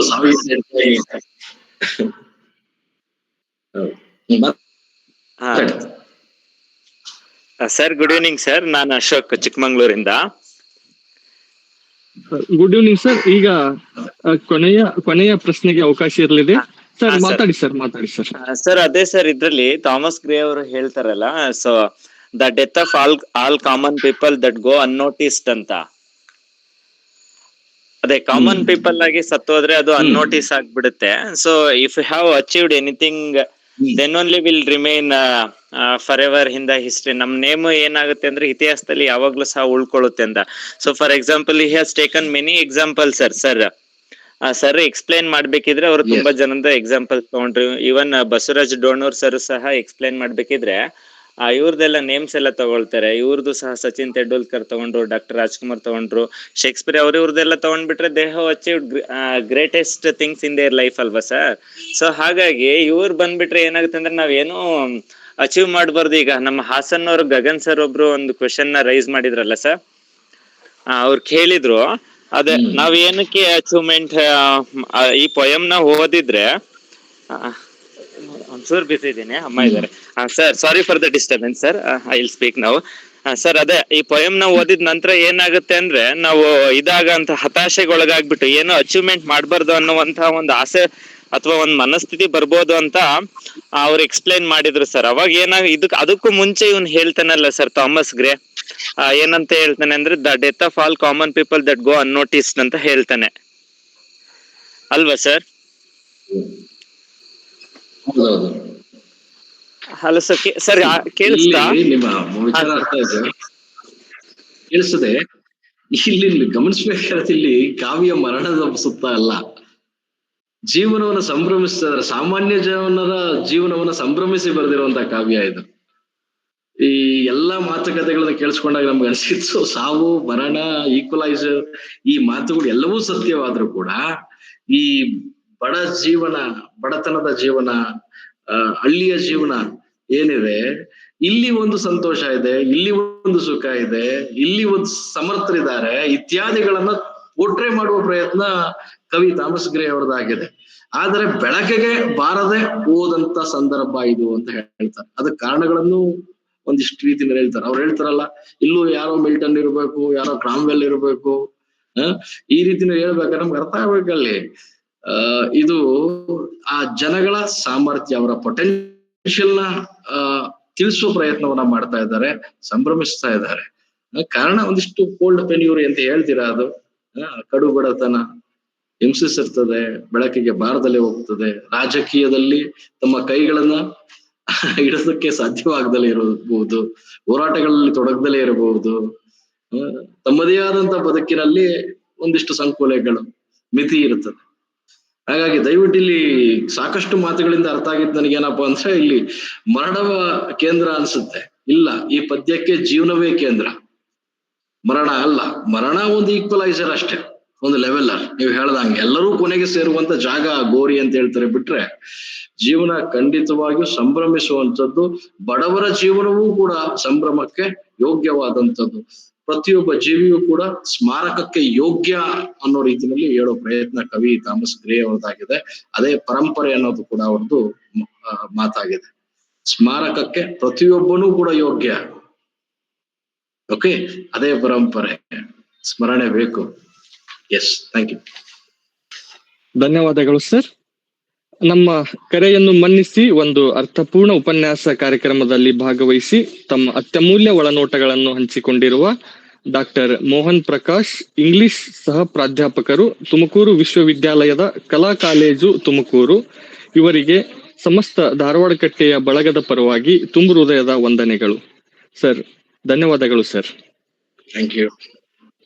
ಅದೇ ರೀತಿ ಈ ಕಾರ್ಯಕ್ರಮದ ಅಧ್ಯಕ್ಷತೆಯನ್ನು ವಹಿಸಿರುವ ಪ್ರೊಫೆಸರ್ ಬಸವರಾಜ್ ಡೊಣೂರ್, ಮಾನ್ಯ ನಿರ್ದೇಶಕರು, ಅಧ್ಯಯನಾಂಗ, ಕರ್ನಾಟಕ ಕೇಂದ್ರೀಯ ವಿಶ್ವವಿದ್ಯಾಲಯ ಕಲಬುರಗಿ, ಇವರಿಗಾದರೂ ಕೂಡ ತುಂಬು ಹೃದಯದ ವಂದನೆಗಳು. ಸರ್, ಧನ್ಯವಾದಗಳು ಸರ್. ಅದೇ ರೀತಿ ಈ ಕಾರ್ಯಕ್ರಮ ಈ ಒಂದು ಸುಮಧುರ ಸಾಹಿತ್ಯ ಸಂಜೆಗೆ ಸಾಕ್ಷಿಯಾಗಿರುವ ಎಲ್ಲ ಹಿರಿಯರಿಗೂ ಮತ್ತು ಎಲ್ಲ ಸಾಹಿತ್ಯಾಸಕ್ತರಿಗೂ, ನಮ್ಮ ಮಾಧ್ಯಮ ಸ್ನೇಹಿತರಿಗೂ ಹಾಗೂ ಧಾರವಾಡ ಕಟ್ಟೆ ಧಾರವಾಡದ ಎಲ್ಲ ಪದಾಧಿಕಾರಿಗಳಿಗೂ ಹಾಗೂ ಚರ್ಚೆಯಲ್ಲಿ ಭಾಗವಹಿಸಿರುವ ಎಲ್ಲ ಹಿರಿಯರಿಗೂ ತುಂಬು ಹೃದಯದ ವಂದನೆಗಳನ್ನು ಸಲ್ಲಿಸುತ್ತೇನೆ. ಶುಭರಾತ್ರಿ.